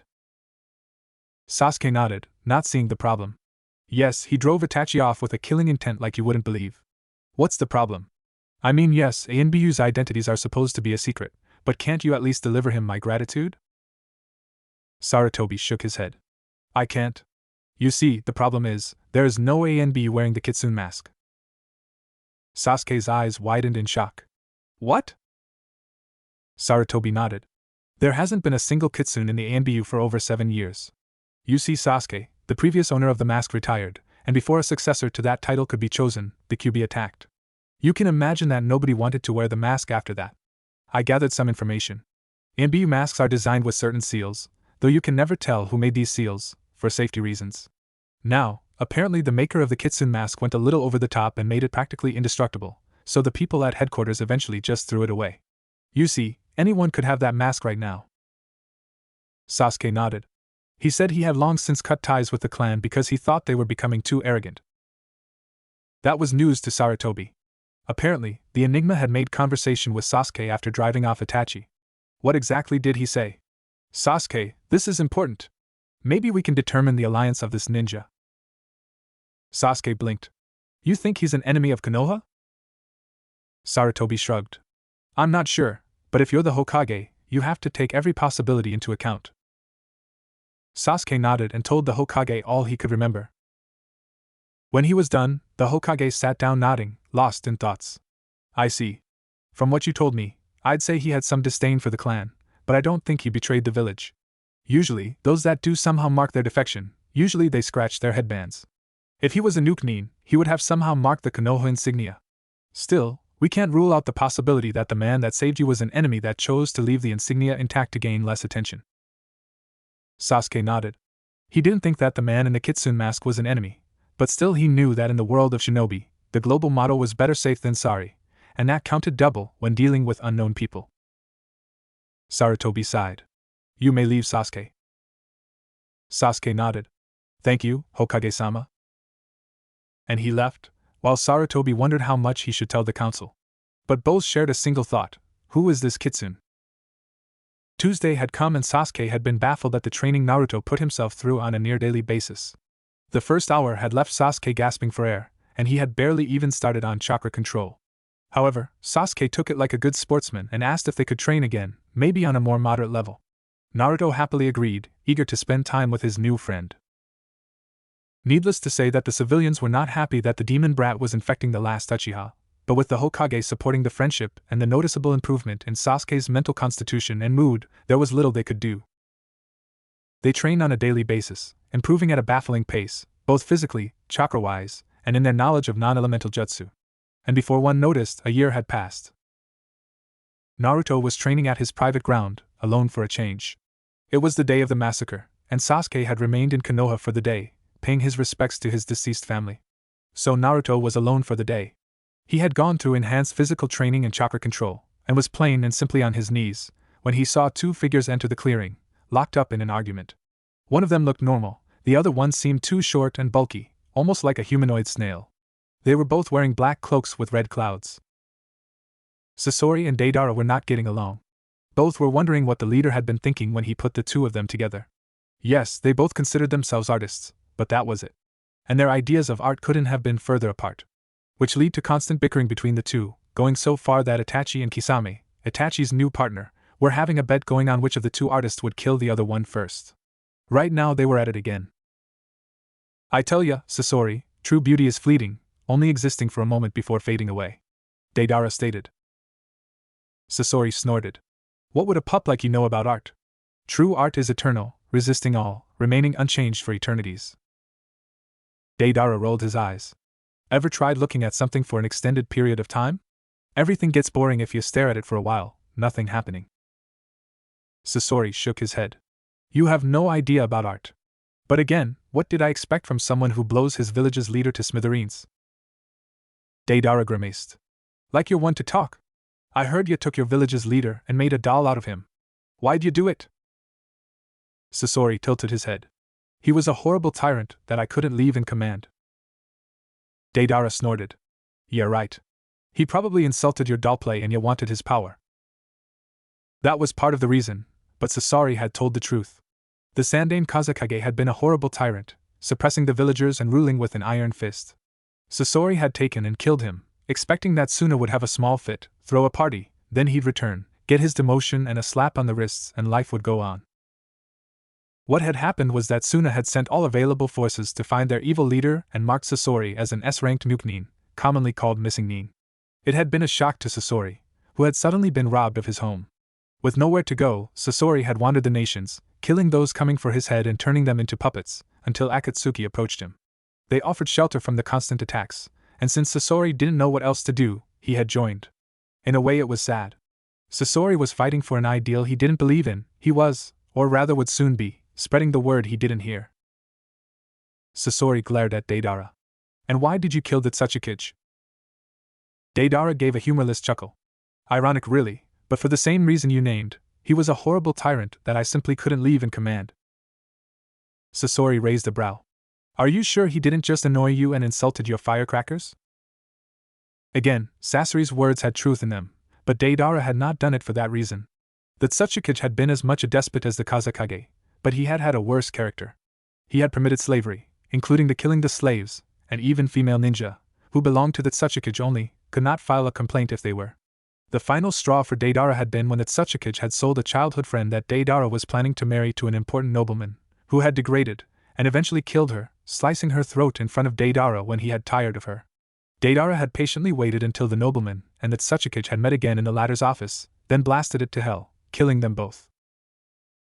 One thing one must know about Iwa, a village located in a small valley, is that while the majority of it was built inside of the canyon walls, there are many large towers inside of the valley. In these towers Iwa does its business, merchants set up camp and store their goods there.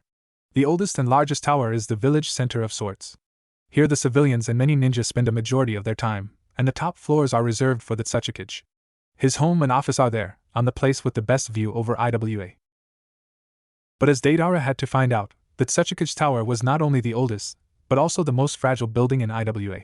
When Deidara killed his mortal foes, the entire tower had collapsed, killing hundreds, if not thousands. Flashback. Deidara watched the tower collapse in silent horror, his nails digging into the flesh beside his eyes. He couldn't believe what had just happened. He snorted, then a chuckle escaped his lips. The chuckle grew louder, until Deidara was laughing madly. Hee hee blah ha ha ha ha ha ha ha. People looked up and saw him, riding his clay bird. A man in red samurai armor suddenly jumped up, steam lifting him until he was standing behind Deidara.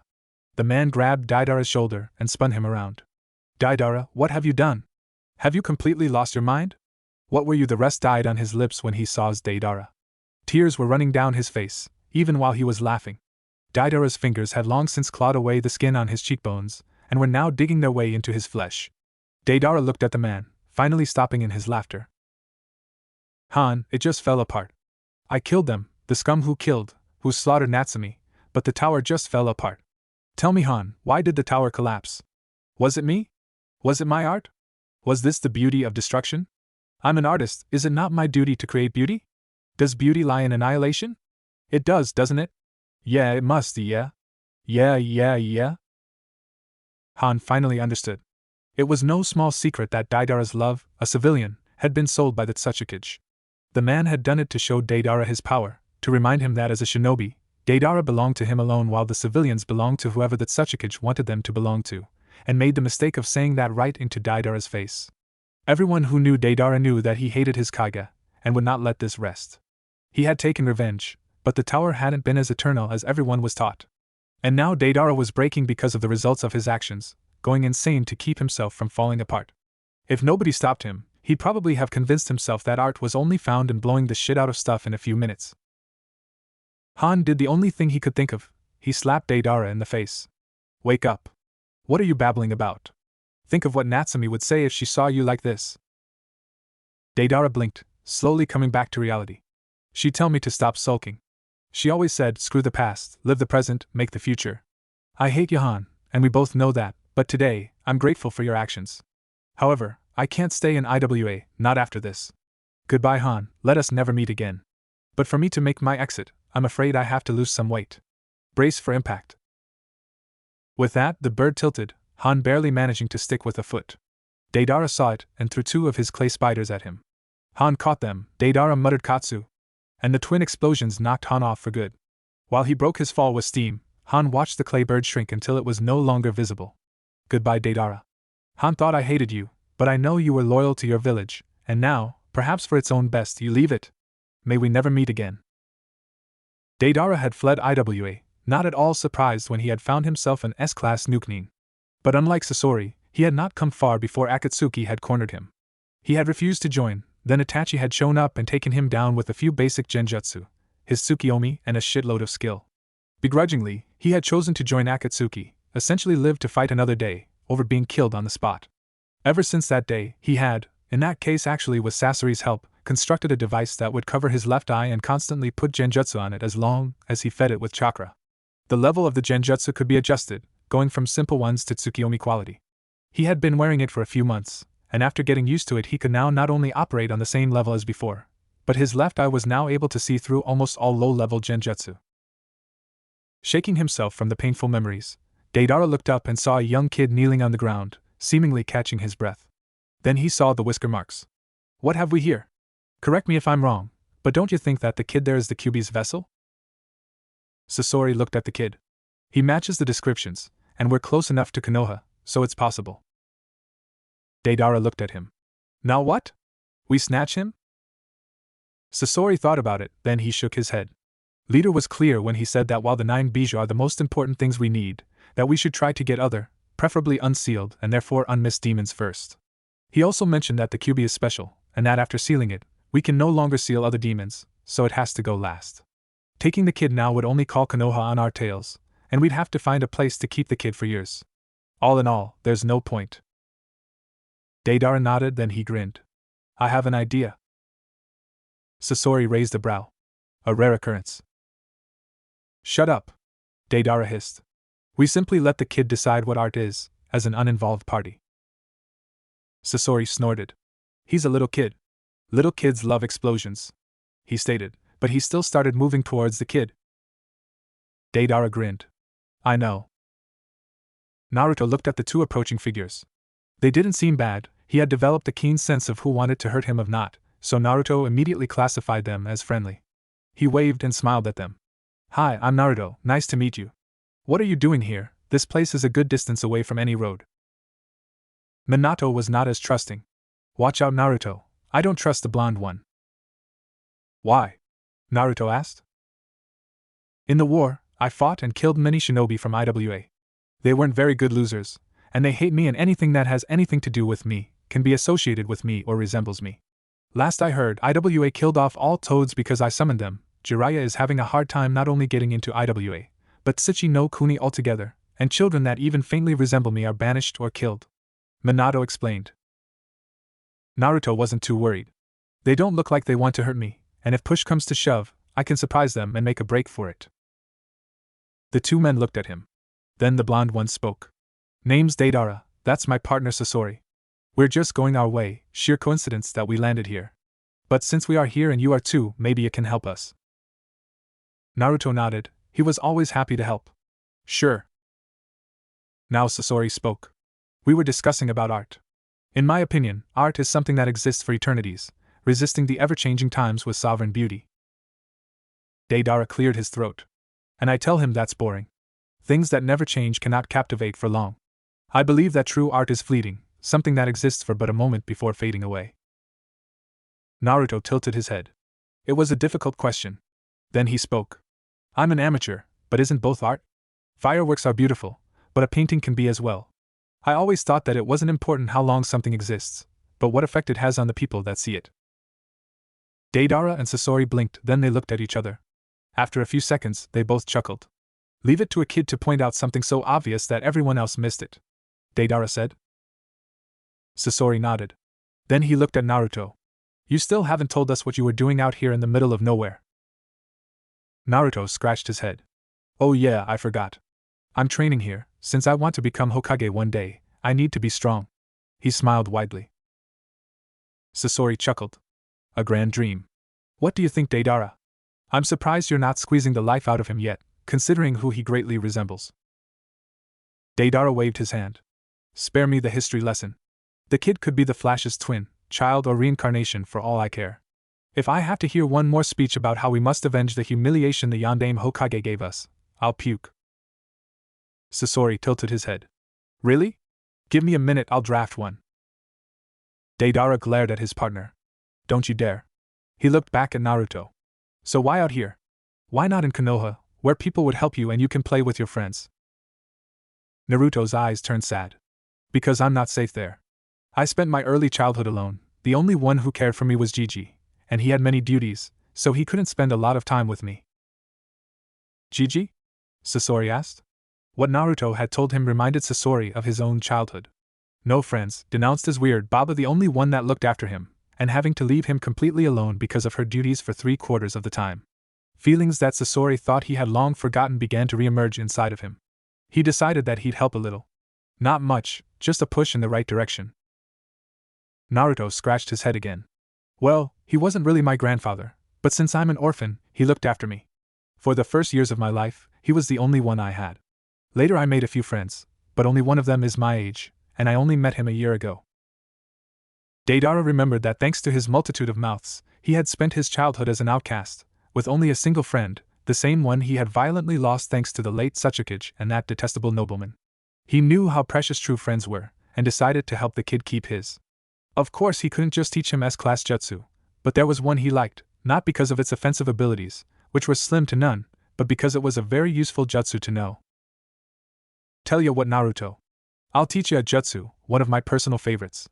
It's not a destructive one, but it saved my neck a few times. It's called Doton, Mogurikyu no Jutsu, and it allows you to travel through the ground. I'll even throw in the advanced form, Doton, Dachusenku, which is the same thing, only you can move much faster. My tip is learn them in the order I gave them. They're both C-ranked, but trust me, with a little imagination, they pack a punch. These are the hand signs. He showed them to Naruto, who was thinking about the new highs these jutsu would give his prankster career. Thanks, Deidara Nizan. Sasori Nizan, don't you think they're cool? Sasori chuckled. Nizan, huh? Very well, I have something for you as well, but first, you should see my real face. With that, the hooded body rose, and a smaller figure with red hair slipped out. He shook his head. It's been a while since I left Hiroku, my transport puppet. He looked at Naruto, who was gaping at him. As you can see, I'm a puppeteer. What I'll teach you something that can both be used as an attack and an exercise for chakra control. I'll teach you how to create chakra strings. Deidara gave Sasori a distrusting glance. Are you trying to make the kid a puppeteer? Sasori shook his head. No, I can tell that he is not the type for the art of puppetry. He will want to fight his enemies personally, not with a puppet doing the fighting. Still, the threads can be used for more than puppetry. He turned back to Naruto and explained how to form the strings. Afterwards, Naruto told them a little about himself, and they spoke about themselves and what things were like in their homes. Until Deidara asked a single question. So Naruto, how many people are on your side? Naruto scratched his head. Well, there's Hokage Gigi, old man Ichiraku and his daughter, my newest friend Sasuke, a teacher Irika who I swear has some magical abilities. He always catches me when I make a prank, it's not fair. Enko Nizan likes me, but she's a little weird. Anyways, then there are a few A and BU that like me, namely Kakashi Nizan, Tenzo Nizan, Yugogo Nizan and Itachi Nizan. Deidara looked up, staring like Christmas had come early. Itachi? As in Itachi Uchiha? Naruto nodded. Yep, that's him. I still don't think he just killed his family for no reason, it's not like him. Deidara's grin threatened to split his face. Do tell me more. And Naruto told them more, Sasori and Deidara exchanging glances that showed that they had the same idea. Itachi wouldn't know what hit him. Soon, the sun was sinking and Sasori and Deidara decided to say goodbye to the blonde kid who, so they noticed, somehow had managed to worm his way into their hearts. Itachi was nervous for some reason. Sasori had asked if they could have a talk between four eyes, and Itachi complied, knowing that the puppeteer was not the type of person for idle and pointless chatter. He entered one of Akatsuki's training halls, which were deserted except for a lone figure, who now raised his head to look at him. You're right on time. Not too early, not too late. Good. I hate waiting or making others wait. Itachi bit his lip. In Konoha, when someone was told that he wasn't late, the usual reply was, "Am I Kakashi?" But he wasn't sure if Sasori would get the joke, so he swallowed that. Why have you called me? He asked instead. Sasori nodded. Straight to the point, good. You see, on my last journey, I came a bit close to Konoha, and I met a blonde kid with whisker marks. The Kyuubi Jinchuriki, to be exact. Itachi's eyes narrowed slightly. This was not good. And what did you do with it? Nothing. Sasori replied. Leader said the Kyuubi has to go last, so there's no point in taking it now. Besides, I believe you volunteered to get the Kyuubi, so why should I do your job? Itachi nodded. I see. But you didn't call me here just to tell me that, did you? Sasori shook his head. No, I didn't. You see, I had a very interesting conversation with little Naruto, and he told me some fascinating stories about his Itachi Nizan. Itachi jumped backwards, Sharingan activated, and prepared for a fight. Sasori looked at him. You cannot defeat me, Itachi, you lack experience, former ANBU or not. Itachi ground his teeth. We'll see, he said. Sasori still made no move to attack. You never had any intention of capturing Kyuubi, did you? Itachi activated his Mangekyo. No. But you know too much. Tsukiyomi. Sasori remained calm. Genjutsu, even the famous Tsukiyomi, do not work on me. Itachi cursed silently, his genjutsu were useless. Then I'll improvise, he stated. I think not. A voice behind Itachi spoke, and suddenly Itachi felt something tighten on his neck, like a collar. He looked down and saw a snake made of white clay that was on his neck like a too small necklace. There was only one person who used that kind of clay in Akatsuki, and that person hated Itachi's guts. Deidara, Itachi stated. Correct. Came the mocking voice. Did you forget that Akatsuki always travel in groups of two? Don't turn around, I'd hate to be hit by your genjutsu. And don't try anything funny, that snake has more than enough power to take your head off. Itachi knew he was beaten. What do you want? He asked. Deidara grinned. Sasori, what should we do with this traitor? Sasori looked at Itachi. If I find a way to use his eyes, he'd make a good puppet, so tried to leave the head at least somewhat intact. Itachi was close to a panic. It couldn't just end like this. Then Deidara spoke again. You know, if you don't work for Akatsuki, why are you here? Itachi knew there was no point in lying, but that was no reason to tell them everything. I intended to gather information that may save Naruto's life. Deidara nodded. I see. Well, that's all we wanted to know, so there's no point in doing this anymore. Sasori nodded to Deidara. Do it. Itachi closed his eyes and waited for the end. Deidara grinned. Katsu! After 10 seconds he opened them again. The clay snake had exploded, But it wasn't worse than a firecracker, and most of the blast had gone outwards. Itachi didn't even have a burn on his neck. A dud, he wondered, then he trashed that thought. Deidara didn't make duds. If he wanted that his creations to trash something, it'd be trashed. Which only left the logical conclusion that Deidara didn't want to kill Itachi. But why? When he turned around, Deidara grinned at him. That look was priceless. Gave you quite a scare, huh? Why? That was all Itachi managed to say. Deidara shrugged. Why we didn't kill you? You don't want Naruto to die, we don't want Naruto to die, so why should I blow your lights out? Sasori nodded. Don't ask me how, but he managed to sneak his way into our hearts. For the first time since he joined Akatsuki, technically second if you counted the time Haiden had kicked Samahata off the top of a tower, only for Kisame to immediately jump after it, Itachi smiled. He does that to people, doesn't he? Deidara nodded. You can say that again. Naruto yawned. The last night had been taxing, to say the least. Even though he hadn't been the one staring Itachi down, his body still remembered the experience. His father and the others had told him that it was okay to skip training today and relax.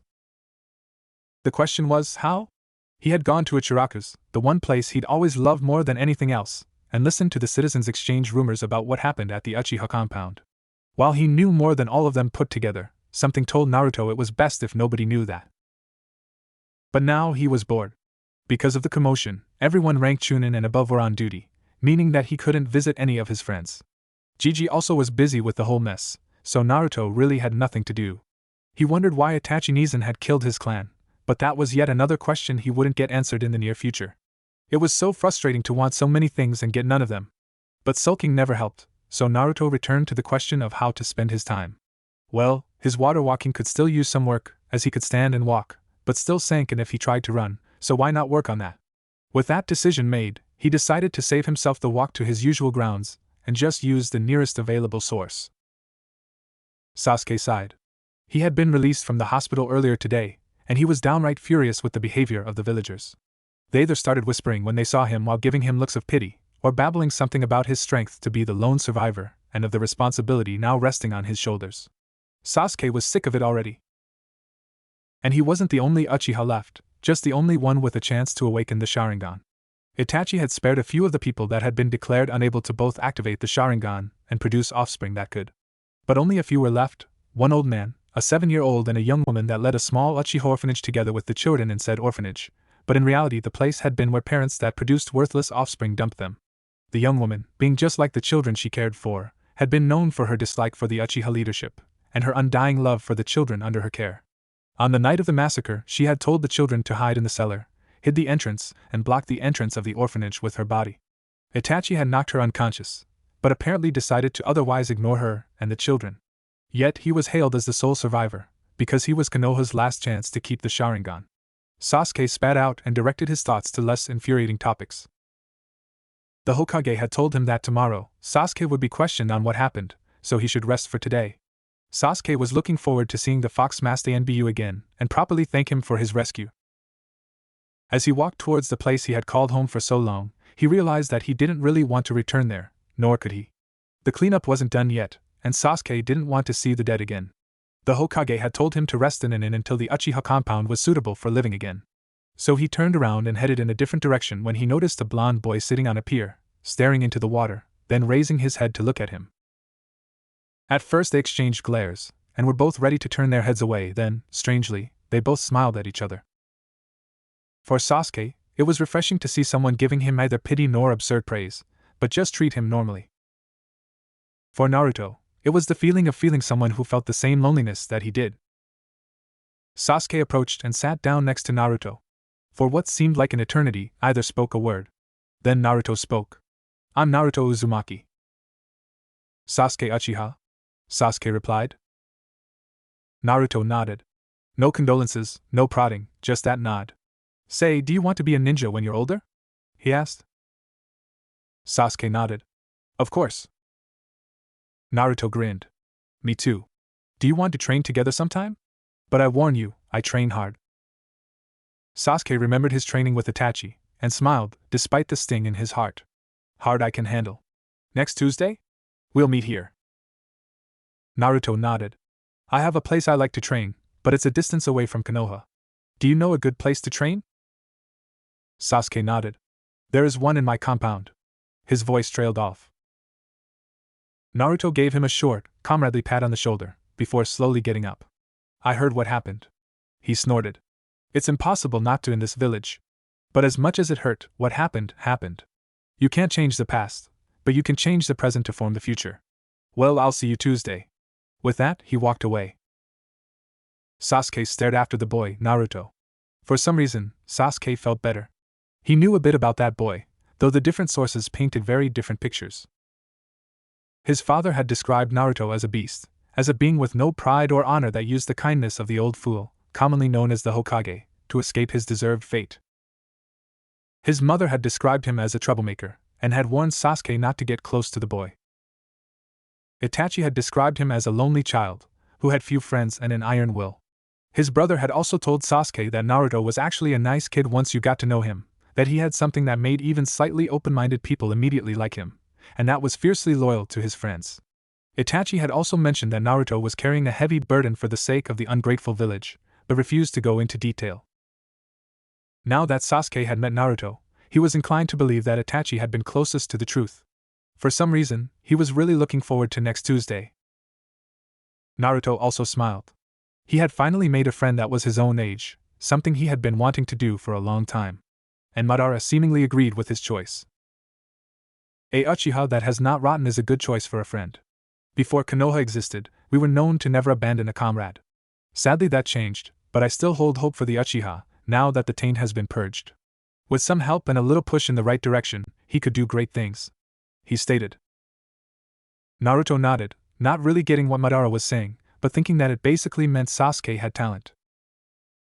Minato was also happy that his son finally found a friend, even though he thought it amusing that he'd choose Fugaku's child as his friend. When Minato was young, Fugaku Uchiha had been his number one pain in the ass. The man had, to quote Kushina, 2 10-foot poles stuck up his ass, one of them sideways still. Sasuke seemed to be an okay guy, and parents and their children weren't always identical. I agree with Madara. The boy has talent, and he could be a valuable comrade, he said, making up his mind. Naruto nodded eagerly. He could hardly wait until Tuesday. Sarutobi sighed deeply, feeling a massive headache coming. Itachi had reported that a Sharingan-wielding ANBU in a fox mask that seemed to possess frightening power had shown up, saving his brother from a potentially traumatizing jutsu. Itachi had thought it may be one of the Hokage's Black Ops, seeing that the man hadn't even attempted to follow Itachi. And now Sasuke had described the same person, a ANBU in a fox mask, and asked Sarutobi to deliver his thanks. Sarutobi gave Sasuke a serious look. Sasuke, listen to me. You say that a ANBU wearing the kitsune mask saved you, right? Sasuke nodded, not seeing the problem. Yes, he drove Itachi off with a killing intent like you wouldn't believe. What's the problem? I mean, yes, ANBU's identities are supposed to be a secret, but can't you at least deliver him my gratitude? Sarutobi shook his head. I can't. You see, the problem is, there is no ANBU wearing the kitsune mask. Sasuke's eyes widened in shock. What? Sarutobi nodded. There hasn't been a single kitsune in the ANBU for over 7 years. You see, Sasuke, the previous owner of the mask retired, and before a successor to that title could be chosen, the QB attacked. You can imagine that nobody wanted to wear the mask after that. I gathered some information. ANBU masks are designed with certain seals, though you can never tell who made these seals, for safety reasons. Now, apparently the maker of the kitsune mask went a little over the top and made it practically indestructible, so the people at headquarters eventually just threw it away. You see, anyone could have that mask right now. Sasuke nodded. He said he had long since cut ties with the clan because he thought they were becoming too arrogant. That was news to Sarutobi. Apparently, the Enigma had made conversation with Sasuke after driving off Itachi. What exactly did he say? Sasuke, this is important. Maybe we can determine the alliance of this ninja. Sasuke blinked. You think he's an enemy of Konoha? Sarutobi shrugged. I'm not sure, but if you're the Hokage, you have to take every possibility into account. Sasuke nodded and told the Hokage all he could remember. When he was done, the Hokage sat down nodding, lost in thoughts. I see. From what you told me, I'd say he had some disdain for the clan, but I don't think he betrayed the village. Usually, those that do somehow mark their defection, usually they scratch their headbands. If he was a Nukenin, he would have somehow marked the Konoha insignia. Still, We can't rule out the possibility that the man that saved you was an enemy that chose to leave the insignia intact to gain less attention. Sasuke nodded. He didn't think that the man in the kitsune mask was an enemy, but still he knew that in the world of shinobi, the global motto was better safe than sorry, and that counted double when dealing with unknown people. Sarutobi sighed. You may leave, Sasuke. Sasuke nodded. Thank you, Hokage-sama. And he left, while Sarutobi wondered how much he should tell the council. But both shared a single thought: who is this kitsune? Tuesday had come and Sasuke had been baffled at the training Naruto put himself through on a near-daily basis. The first hour had left Sasuke gasping for air, and he had barely even started on chakra control. However, Sasuke took it like a good sportsman and asked if they could train again, maybe on a more moderate level. Naruto happily agreed, eager to spend time with his new friend. Needless to say that the civilians were not happy that the demon brat was infecting the last Uchiha, but with the Hokage supporting the friendship and the noticeable improvement in Sasuke's mental constitution and mood, there was little they could do. They trained on a daily basis, improving at a baffling pace, both physically, chakra-wise, and in their knowledge of non-elemental jutsu. And before one noticed, a year had passed. Naruto was training at his private ground, alone for a change. It was the day of the massacre, and Sasuke had remained in Konoha for the day, paying his respects to his deceased family. So Naruto was alone for the day. He had gone through enhanced physical training and chakra control, and was plain and simply on his knees, when he saw two figures enter the clearing, locked up in an argument. One of them looked normal, the other one seemed too short and bulky, almost like a humanoid snail. They were both wearing black cloaks with red clouds. Sasori and Deidara were not getting along. Both were wondering what the leader had been thinking when he put the two of them together. Yes, they both considered themselves artists, but that was it. And their ideas of art couldn't have been further apart. Which led to constant bickering between the two, going so far that Itachi and Kisame, Itachi's new partner, were having a bet going on which of the two artists would kill the other one first. Right now they were at it again. I tell ya, Sasori, true beauty is fleeting, only existing for a moment before fading away. Deidara stated. Sasori snorted. What would a pup like you know about art? True art is eternal, resisting all, remaining unchanged for eternities. Deidara rolled his eyes. Ever tried looking at something for an extended period of time? Everything gets boring if you stare at it for a while, nothing happening. Sasori shook his head. You have no idea about art. But again, what did I expect from someone who blows his village's leader to smithereens? Deidara grimaced. Like you're one to talk. I heard you took your village's leader and made a doll out of him. Why'd you do it? Sasori tilted his head. He was a horrible tyrant that I couldn't leave in command. Deidara snorted. Yeah, right. He probably insulted your doll play and you wanted his power. That was part of the reason, but Sasori had told the truth. The Sandaime Kazekage had been a horrible tyrant, suppressing the villagers and ruling with an iron fist. Sasori had taken and killed him, expecting that Suna would have a small fit, throw a party, then he'd return, get his demotion and a slap on the wrists, and life would go on. What had happened was that Suna had sent all available forces to find their evil leader and marked Sasori as an S-ranked Muknin, commonly called Missing Nin. It had been a shock to Sasori, who had suddenly been robbed of his home. With nowhere to go, Sasori had wandered the nations, killing those coming for his head and turning them into puppets, until Akatsuki approached him. They offered shelter from the constant attacks, and since Sasori didn't know what else to do, he had joined. In a way it was sad. Sasori was fighting for an ideal he didn't believe in, he was, or rather would soon be, spreading the word he didn't hear. Sasori glared at Deidara. And why did you kill that Tsuchikage? Deidara gave a humorless chuckle. Ironic really, but for the same reason you named, he was a horrible tyrant that I simply couldn't leave in command. Sasori raised a brow. Are you sure he didn't just annoy you and insulted your firecrackers? Again, Sasori's words had truth in them, but Deidara had not done it for that reason. The Tsuchikage had been as much a despot as the Kazekage, but he had had a worse character. He had permitted slavery, including the killing the slaves, and even female ninja, who belonged to the Tsuchikage only, could not file a complaint if they were. The final straw for Deidara had been when the Tsuchikage had sold a childhood friend that Deidara was planning to marry to an important nobleman, who had degraded, and eventually killed her, slicing her throat in front of Deidara when he had tired of her. Deidara had patiently waited until the nobleman and the Tsuchikage had met again in the latter's office, then blasted it to hell, killing them both. One thing one must know about Iwa, a village located in a small valley, is that while the majority of it was built inside of the canyon walls, there are many large towers inside of the valley. In these towers IWA does its business, merchants set up camp and store their goods there. The oldest and largest tower is the village center of sorts. Here the civilians and many ninjas spend a majority of their time, and the top floors are reserved for the Tsuchikage. His home and office are there, on the place with the best view over IWA. But as Deidara had to find out, the Tsuchikage Tower was not only the oldest, but also the most fragile building in IWA. When Deidara killed his mortal foes, the entire tower had collapsed, killing hundreds, if not thousands. Flashback. Deidara watched the tower collapse in silent horror, his nails digging into the flesh beside his eyes. He couldn't believe what had just happened. He snorted, then a chuckle escaped his lips. The chuckle grew louder, until Deidara was laughing madly. Hee hee blah ha ha ha ha ha ha ha. People looked up and saw him, riding his clay bird. A man in red samurai armor suddenly jumped up, steam lifting him until he was standing behind Deidara. The man grabbed Deidara's shoulder and spun him around. Deidara, what have you done? Have you completely lost your mind? What were you? The rest died on his lips when he saw Deidara. Tears were running down his face, even while he was laughing. Deidara's fingers had long since clawed away the skin on his cheekbones, and were now digging their way into his flesh. Deidara looked at the man, finally stopping in his laughter. Han, it just fell apart. I killed them, the scum who slaughtered Natsumi, but the tower just fell apart. Tell me, Han, why did the tower collapse? Was it me? Was it my art? Was this the beauty of destruction?